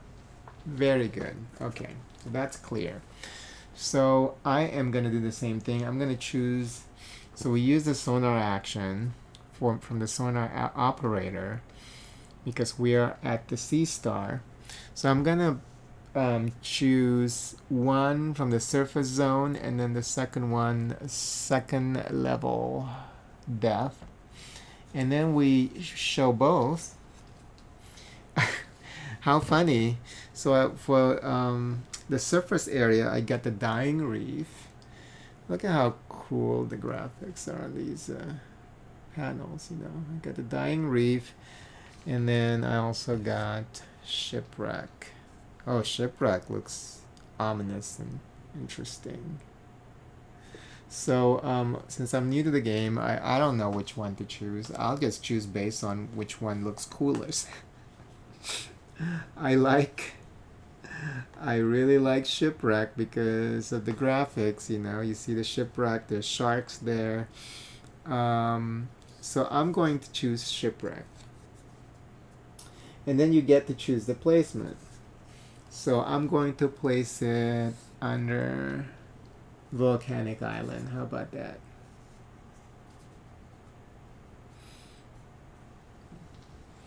Yeah, this game is pretty cool. Okay, this goes to the bottom of the stack. You don't even have to reshuffle. You just put it back to the bottom of the stack. Okay. Oh, and then we get the discovery bonus.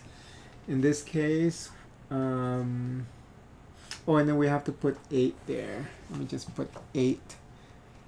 8? God damn. Okay. That's going to be a pretty tall stack. Are you serious? 8?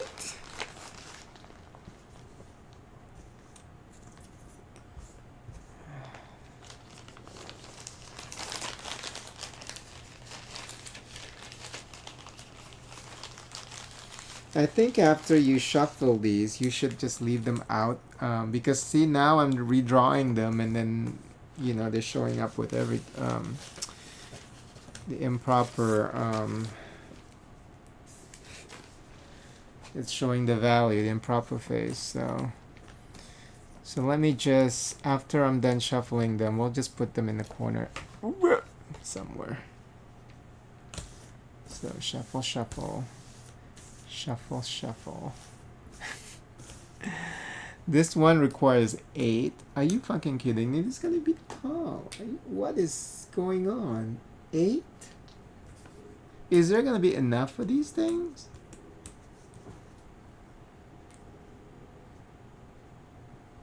8, right? Yeah, 8.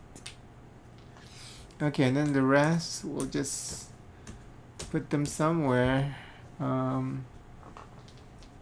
that if we need more, and they're already randomized, so I have to deal with that again. There you go.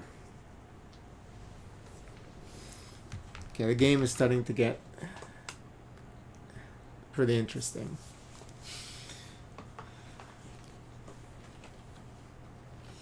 Alright, choose your board. Draw 2 ocean boards. Discover, indicate depths of the stack you could draw. You may draw and place boards that are too deep for you to current. You may draw and place boards that are too deep for you to currently travel to. Okay. Your scenario sheet shows the limits of your mission's play area. It did?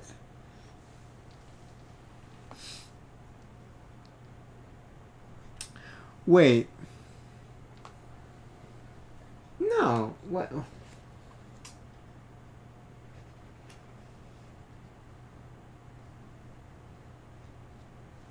Your scenario sheet shows the limit of your mission's play area, indicating where new depth 1 zone may be placed to create columns. With the exception of depth 1, there must be a zone of shallower depth to place it below. For example, you may not place a depth 4 board unless there's a depth 3 zone with an empty space below it. With this current mission, does that mean that we can only have the top?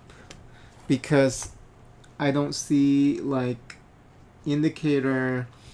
You see how it's showing an A and an E at the top, but then there's no it's like you're not supposed to have anything below here. Is that what that's supposed to mean?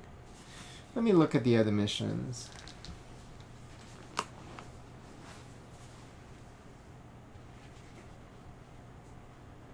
No, I think with the depth it's fine because they're not going to draw those outlines for the depth.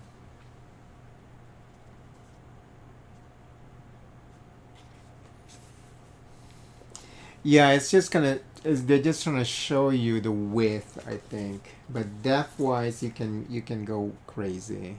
Just place it anywhere. Okay. I think that's what it means.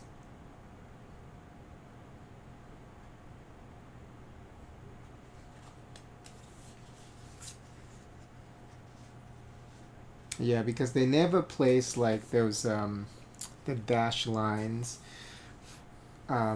vertically on the vertical column. It's always only the horizontal column to show you where these are supposed to be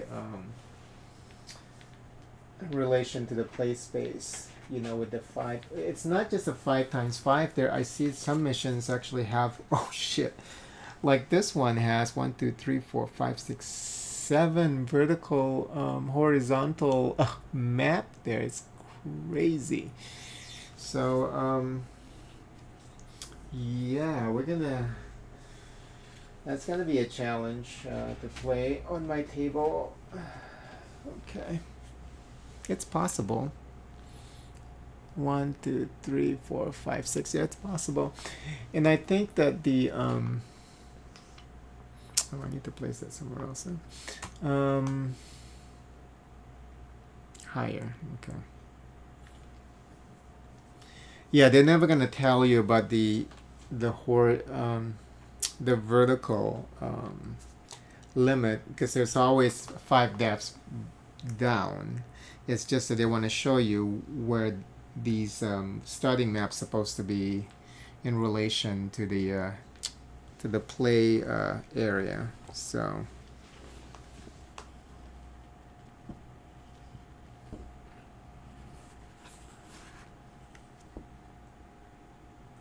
yeah, indicating where new depth 1 zone may be placed to create columns. Okay. If your discovery is impossible to resolve, for example, if the icon says 1 to 2 and both of those depths are already full, you must draw from the shallowest possible depth with a legal placement spot and continue as normal. Okay. If the entire play area is full, gain star instead of drawing any board and skip the remaining steps. What is that star? Impact. 1 marker on the impact board. We still haven't touched the impact board yet. There's still like multiple pages to go through in this manual. I think what we're going to do is once we go through the manual, we're going to stop here and then I'll come back and I guess finish the game. But so far we have a general idea of how the game works. Okay, if a drawn board has a star symbol by the name and that board isn't mentioned in your scenario setup, discard it and draw a replacement. Yeah, no, it's good. So we can't have one that has a star symbol on it because that's supposed to be a starting zone scenario, starting for this scenario. Place the new zone, look at both boards. Choose the one to place, return the other one to bottom of the stack, place your chosen board in any legal spot you wish at the correct depth. Now that the board is in play, it's referred to as a zone. If the zone has a dive site, place the indicated number of dive tokens face down in the dive site. Discovery bonus. Claim the zone's discovery bonus. Discovery bonuses are one-time rewards displayed faintly in the top left corner. Zones with dive sites have a reminder that their discovery bonus section to place dive icons. So since I've discovered the shipwreck, I got 1 inspiration and 1 mutant power. Technology, I think it's what that's called. Technology and technology.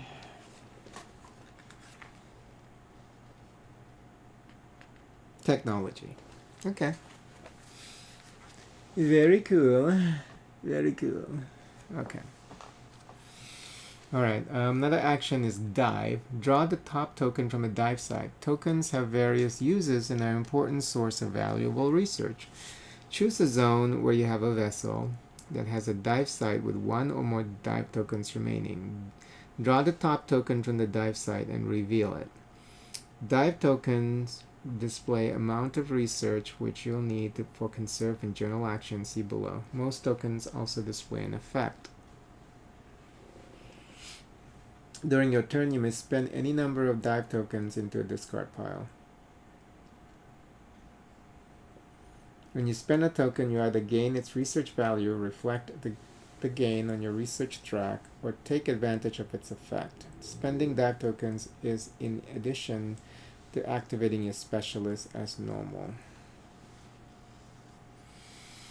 Confused. Okay, choose a zone.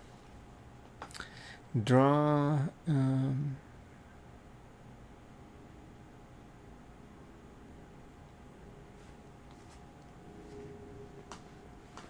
You have to have a diver for that, right? Yeah. Okay. Any number of dive tokens. Well, draw the top token from the dive site and reveal it. You still have to pay for that though, right? Don't you have to pay for that? I mean, you pay your specialist and then you can just dive infinite number of time. I don't think that's how it's supposed to work.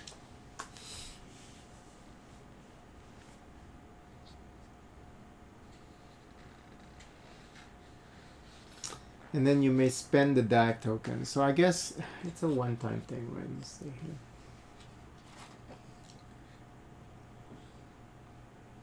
here. Okay, activating specialists to perform actions. And I think they can only take 1 action per turn. I mean, that's got to be the case. Because if not, then yeah, it doesn't make any sense.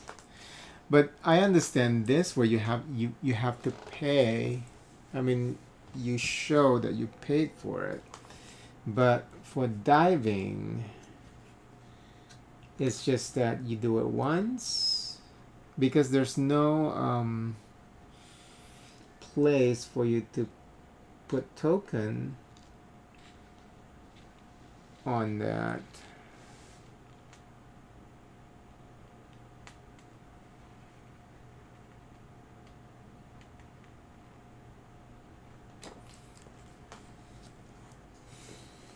You may spend a dive token in place of activating a specialist. You may spend tokens before and or after activating your specialist, or even between its action if it is a multiple action specialist. You may spend tokens on the same turn you get them. If the token supply ever runs out when placing tokens at a site, shuffle the pile into a new supply. If both the supply and discard run out, place as many as you can.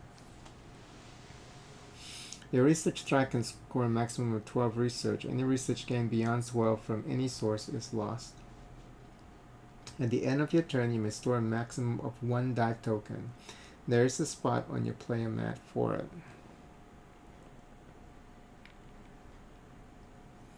Oh, here. Funny how they don't put a picture.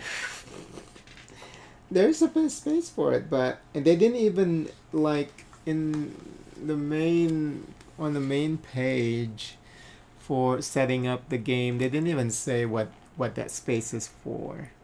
It's like, and then they make a mention of it here, and they didn't even put like where it is on the player mat. It's ay ay ay. Okay.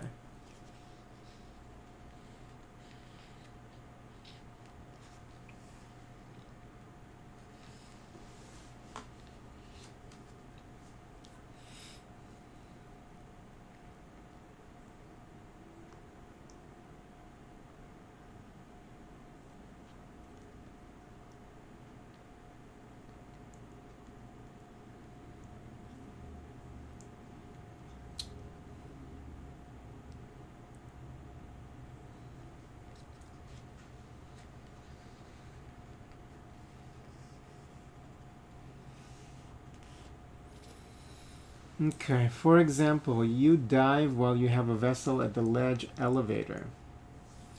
You take the top token from the stack and reveal it. It displays 3 research and a travel action. You may use it for either aspect or store it on your mat for a later turn.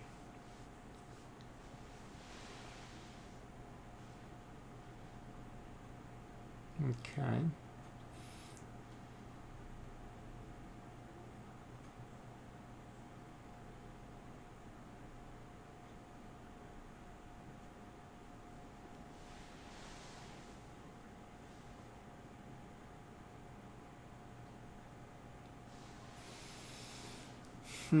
But yeah, I think you only take one because then you can just grab all 8 of them. Yeah. So conserve. Okay, requires a second disc. Sonar also requires a second disc, and we did that. So dive doesn't require a second disc. You just need to activate your diver. Oh, you must have a diver, and it has to be activated with what you call these things? Disc. There's a name for it, right? Disc. Choose an available conservation site in the zone where you have a vessel. Pay the displayed research costs of the site and gain any indicated rewards. Place a disc from your staging area in the site. This may complete a link, and that will be in a couple of pages. Paying research cost down here. Actions with the research cost show the symbol with the number indicating the cost. Spend that amount of research from the research track on your player mat. Reflect the change by moving the cube. Remember that you may also spend dive tokens for their research. You may also spend dive tokens for their displayed research value at any time. For example, you can serve while you have a vessel at the kelp forest. You have 3 research, so you could afford either conservation site here. You pay 2 research for the upper site, place a disc there, and gain the indicated stuff. Okay. Cool, cool. That one's pretty self-explanatory. Journal requires a second disc as well. Spend research to publish a journal, which grants promotions and other benefits. In a zone where you have a vessel, choose an occupied journal site with a field symbol that also featured on a journal in the display that you wish to publish. What? In a zone where you have a vessel, choose an occupied journal site with a field symbol that is also featured on the journal.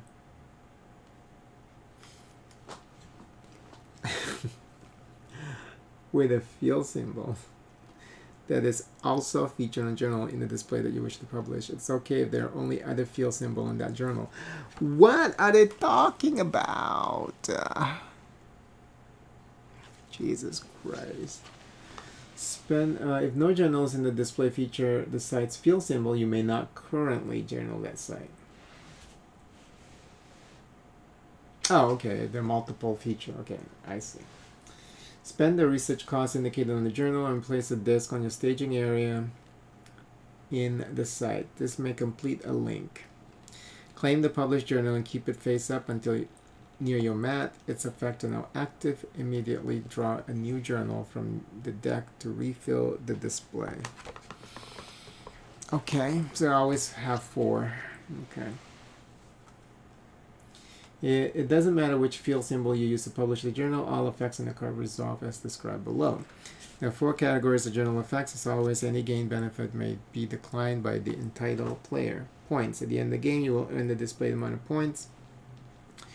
The benefits are immediately gained by you. One common benefit of this type is promotion. Others, the benefits are immediately gained by all other players, but not you. Make sure the other players are aware of their gain. So that doesn't play in a solo game. Actions. For your turn, in place of activating a specialist, you can place a disc from the staging area into an empty activation circle of your published journal and perform the action it describes. Discs on journals remain there for the rest of the game, and they may not be removed during reassignments.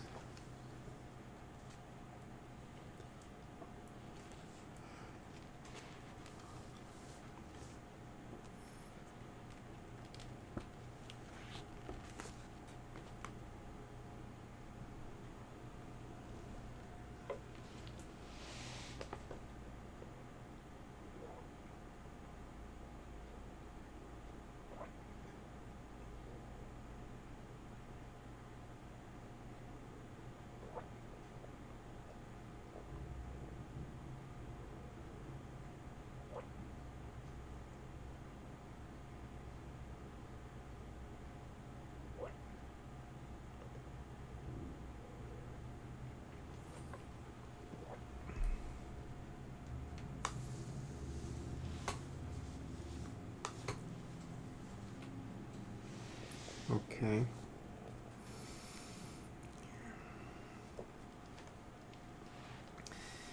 You journal while you have a vessel at the looking glass. There are 2 available journal sites. Their field symbol are present. 2 journals in the display. You could afford either and decide to publish the Effective Communication and Ecosystem Risk Journal. Yeah, I can't see that because it's so small. You spend 3 research.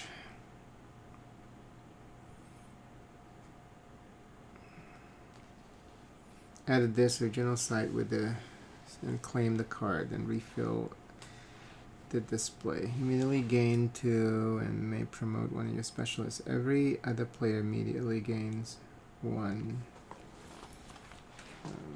disc. Okay, promotion.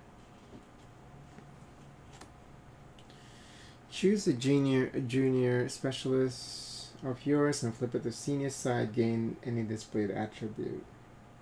Remember that promotion bar at the bottom of each junior specialist shows what is on the senior side. Oh, I see. You do not lose any attribute symbol that were on the junior side. If there was a disc on the junior activation circle and you promoted, discard the disc to your supply. Okay.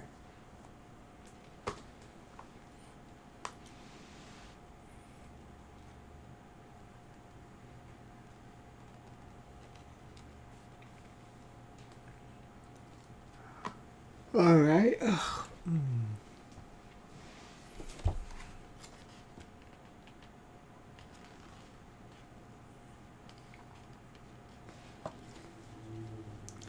Completing links.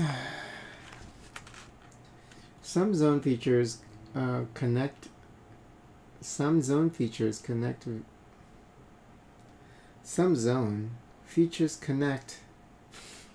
This sentence is not written properly.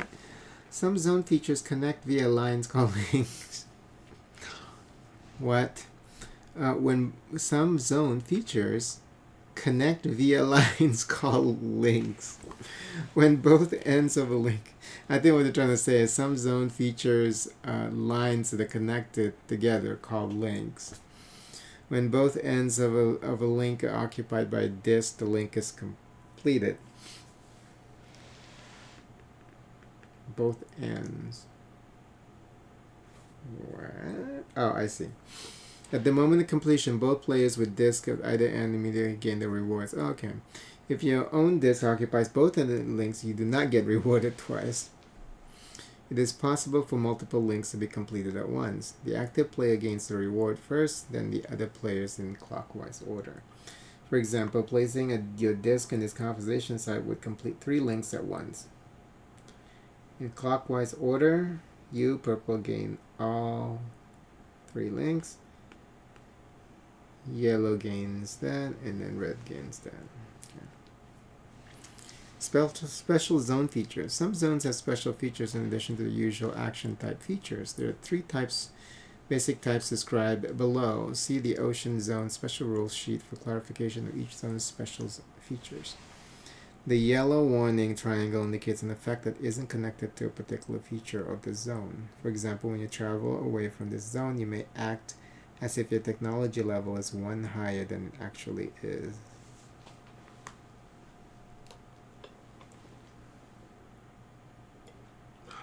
Okay. The yellow line leading away from a feature means that something special happens right after you perform that feature's action. For example, when you dive here, you gain 1 impact. Okay. A yellow ring around the feature means that once you have a disc in that spot, you indicate a special rule applies to you.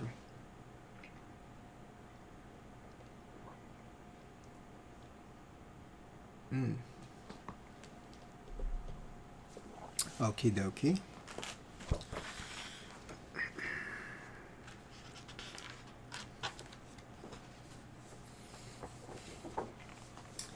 The impact board. Okay, now we're talking about this. This is called the impact board here in the middle.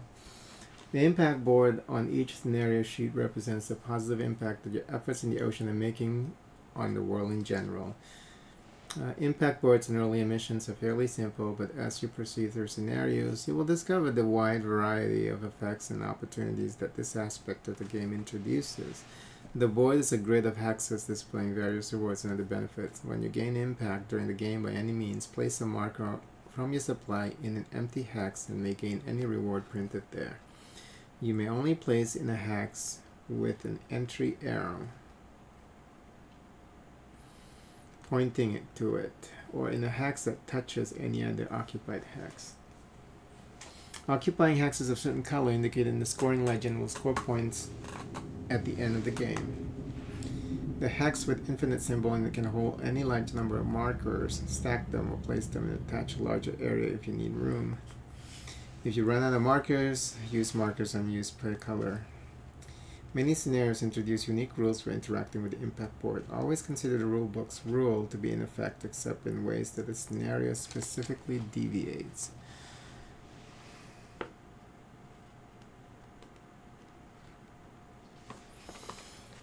How do we know which one impacts the final score?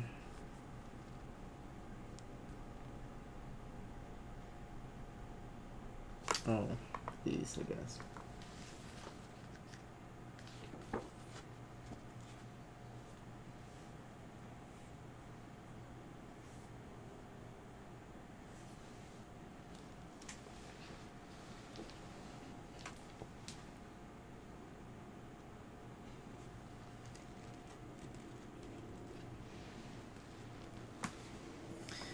Once all players have passed, the round ends. If it was a 6th round, the game ends immediately. Proceed to final scoring. You can tell it was a 6th round because each player will have 7 specialists in their tableau, including their team leader.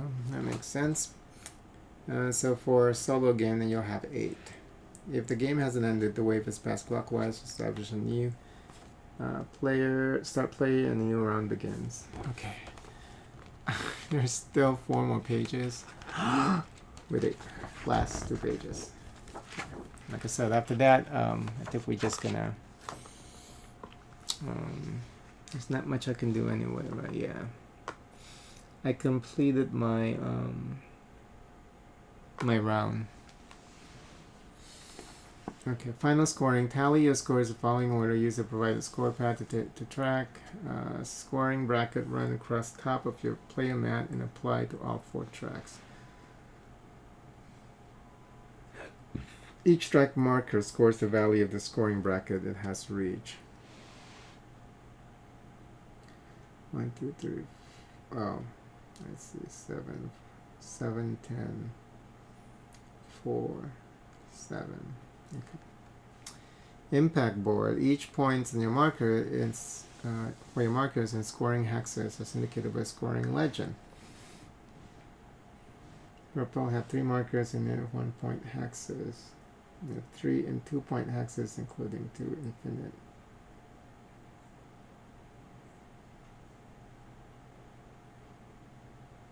Okay. Journals and tiered 5 senior specialists. Some journals display scoring values. Each tier 5 specialists describe unique scoring for satisfying its criteria. Ignore remainders when calculating score values. Ignore remainders. What name you it on?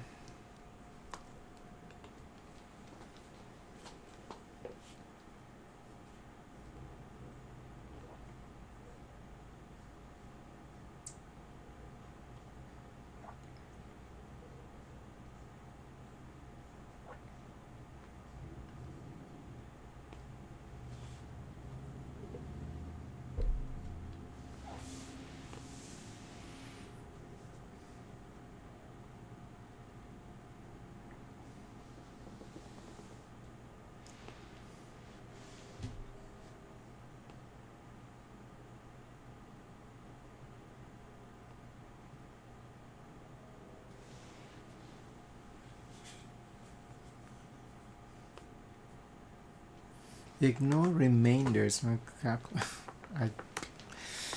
don't even know what that means. You have a journal card that scores 4 points and renowned adventurer tier 5 senior specialist. Since you have a disc or vessel in 11 different zones,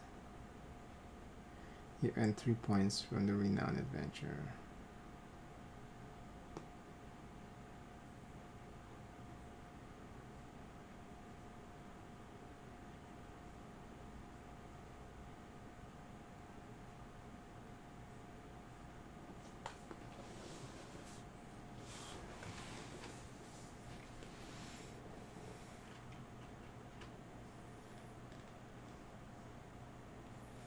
Each mission has several goals, and each goal describes how its awards points. Many goals offer leader bonuses for having the most of something. Award those bonuses as described. If more than one player ties for first place, they all earn the first place bonus, and no second place is awarded. If a single player earns first and there is a tie for second place, all tied players earn the second place bonus. If you do not satisfy goals criteria at all, you do not qualify for its leader bonus. For example, with a goal that awards point for vessel in depth 5, if you have 0 vessels at that depth, you cannot score a most bonus.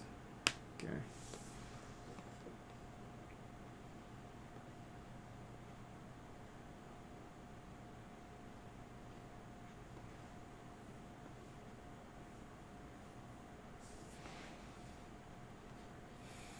We have 6 sonar discs in the ocean, which wins first place. You score 6 plus 5. 1 persona disc in the ocean. Oh, and then your first place, okay. You have 3 journals disc in the ocean, but since there was a tie for first, no second place awarded, you scored 3 points for this goal.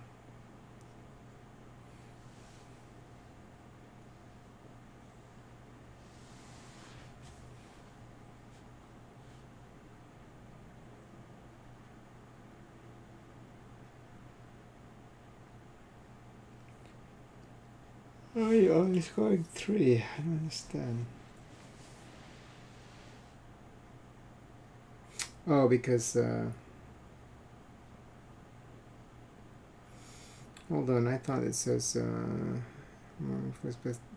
They all earn the first place bonus and no second place is awarded.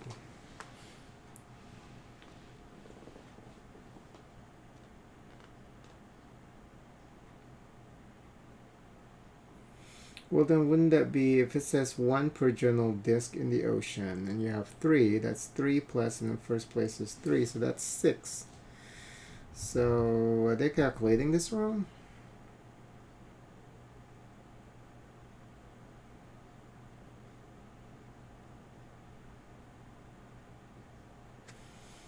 It says 1 per journal disc in the ocean, plus leader bonuses.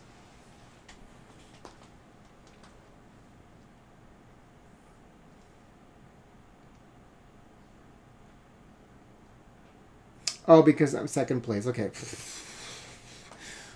Oh.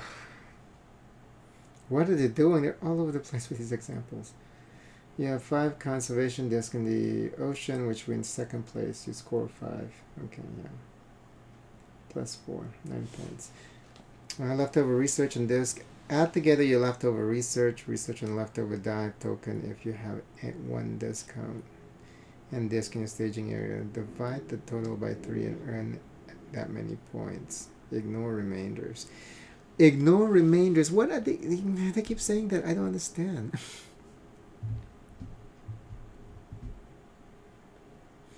Add together your leftover research. Research on a leftover dive token if you have one. If you have one, does count. What? Research on a leftover dive token if you have one does count. And disc in your staging area. Divide by 3 and earn that many points. Ignore remainders. Remainders that are not part of those things, I guess is what this saying. You have 2 discs in your staging area and 5 research, 3 from a dive token, and 2 from your track. This totals. Oh, I see. 3 from your dive token, 2 from your track, totals 7, which works out to 2 points from your leftovers.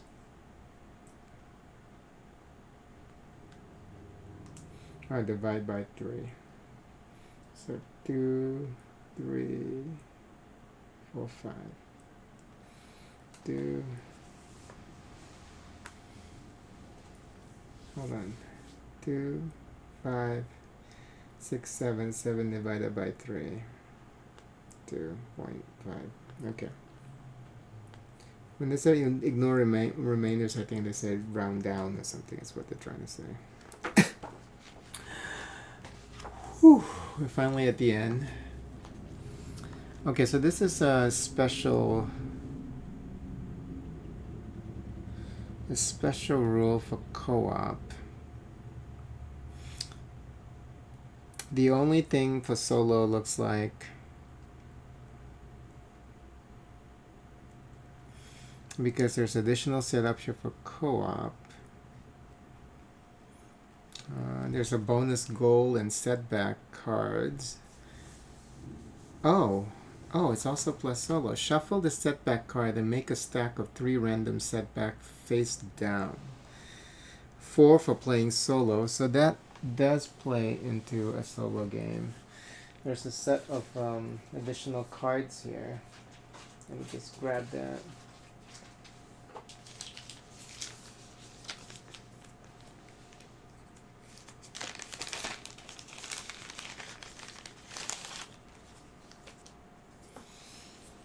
So 4 setback, face down.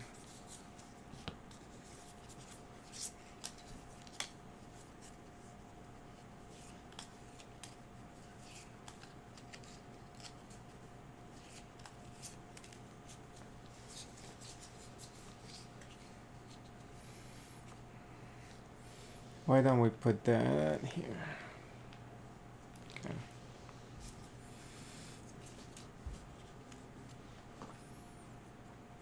Then shuffle the bonus goal and stack 3 of those face down on top of the setback.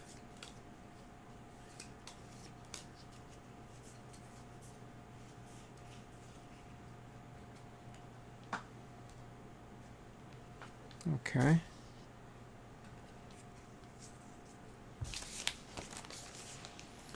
Shuffle the setback cards, make a stack of 3 random setback, 4 for playing solo, then shuffle the bonus goal cards, stack 3 of those face down on top of the setback. Return the unused bonus cards and set back in the box without looking at them. Choose your difficulty. There will be 7 potential goals that your group can achieve. The scenario determines 4 of them, plus 3 random bonus goals. What? 7 potential goals that your group can achieve. The scenario determines 4 of them. 3 random bonus goals right there. Decide how many you will aim for. See the chart on the right. It's a good idea to keep the bonus setback stack under the wave marker. That way the wave, when the wave is past the beginner round, you will be reminded to flip a card. I might have to restart the game if if this is, I mean, why is this explained like at the very end, you know? It's just a little strange.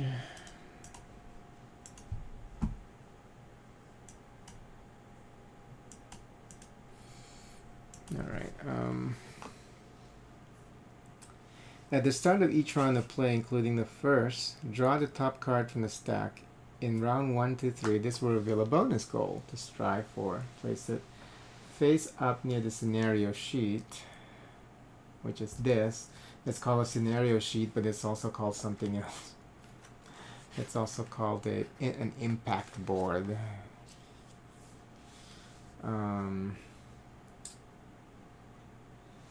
In the remaining round, this will introduce a destructive setback that takes effect immediately. Follow its instruction, then discard it. For example, at the start of round 4, you draw the volcanic activity setback. All players must move all their vessels 2 zones toward the surface as far as they can go.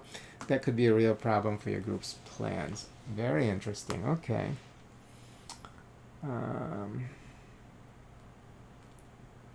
The impact board has a co-op goal. Sign that describes how many points your team must earn from the impact board journals and specialists combined. For example, a 3-player game for this scenario must collectively earn 45 points or more from these sources. All 3 mission guards have a co-op banner at the bottom describing the threshold your team must meet regarding the particular mission goal.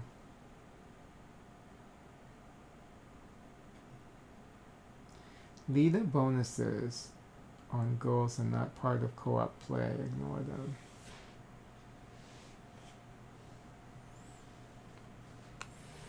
For example, in a what?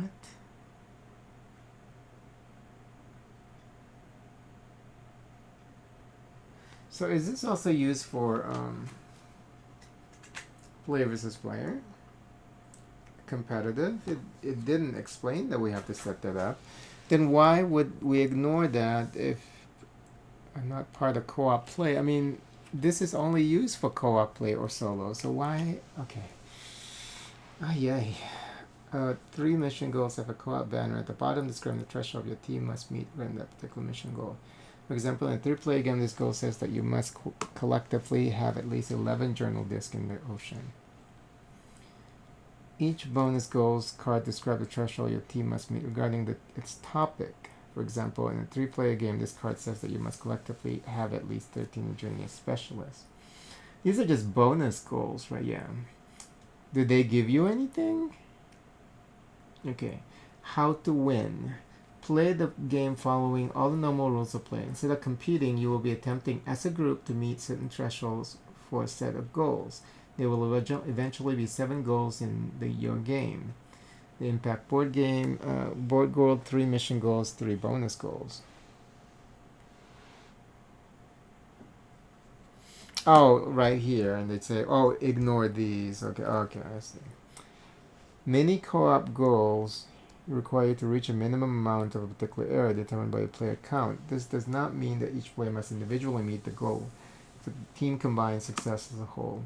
At the end of the 6th round, 17 solo, assess your goals to see how many you achieve. You've achieved a number of goals equal to greater than your chosen difficulty level. Your team is victorious. So we have a scoring, and we can also win or lose in the game. Okay.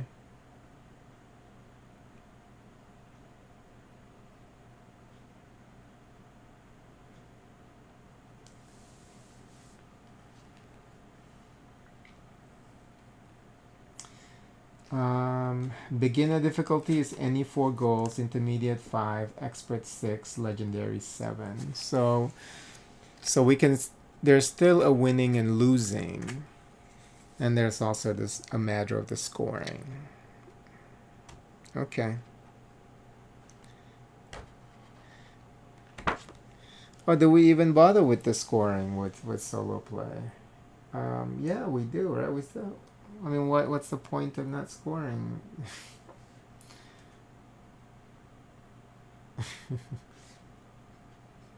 Because they say solo is basically co-op, has no special rule, and effectively one-player co-op.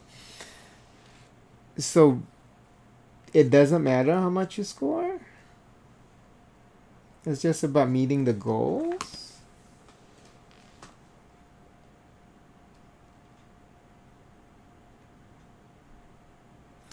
The goals have scoring too.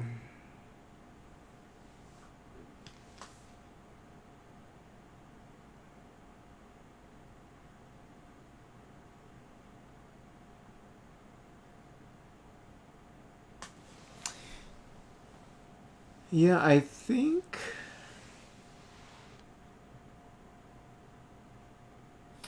Yeah, I don't think so. After all reading all that thing about scoring, you don't score. Well, I guess we'll still score just to see how well we did. But I guess it's just a matter of whether we win or lose at the end. If we're able to complete a certain number of goals, seems like. Anyway, I think I understand the generally how to play the game. Yeah, this whole scoring. I wish that because after doing all that, and then like.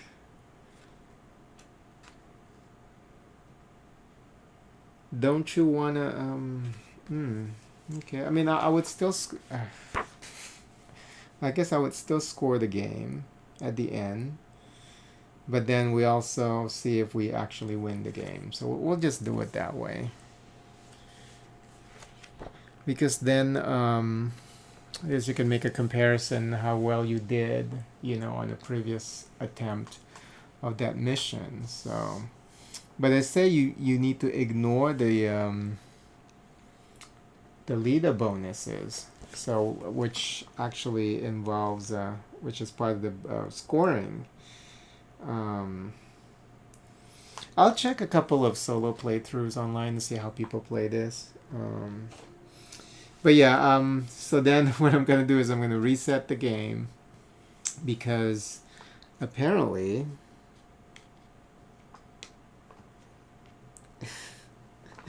there's this other factor involved, and this is why it's important, if there's a special rule for like solo players, at least let us know from the beginning.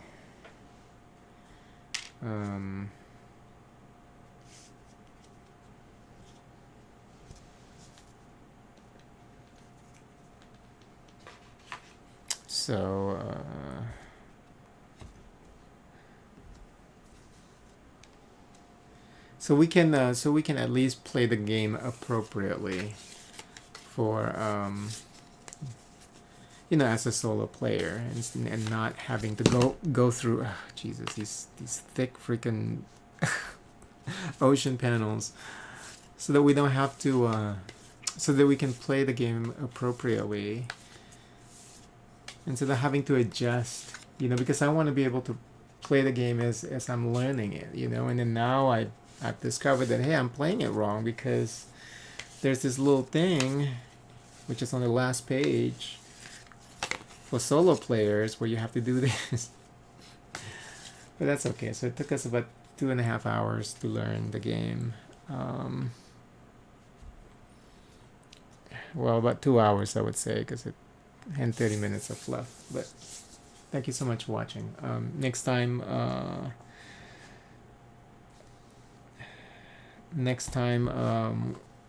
we're gonna actually play through the game. So It's probably in a couple of sessions because now I'm gonna go back to playing some video games.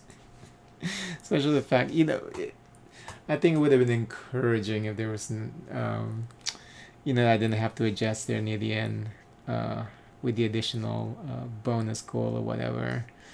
Um, it would have encouraged me to come back to the game faster, maybe. But everything is set up. All I have to do is just start from the beginning. So.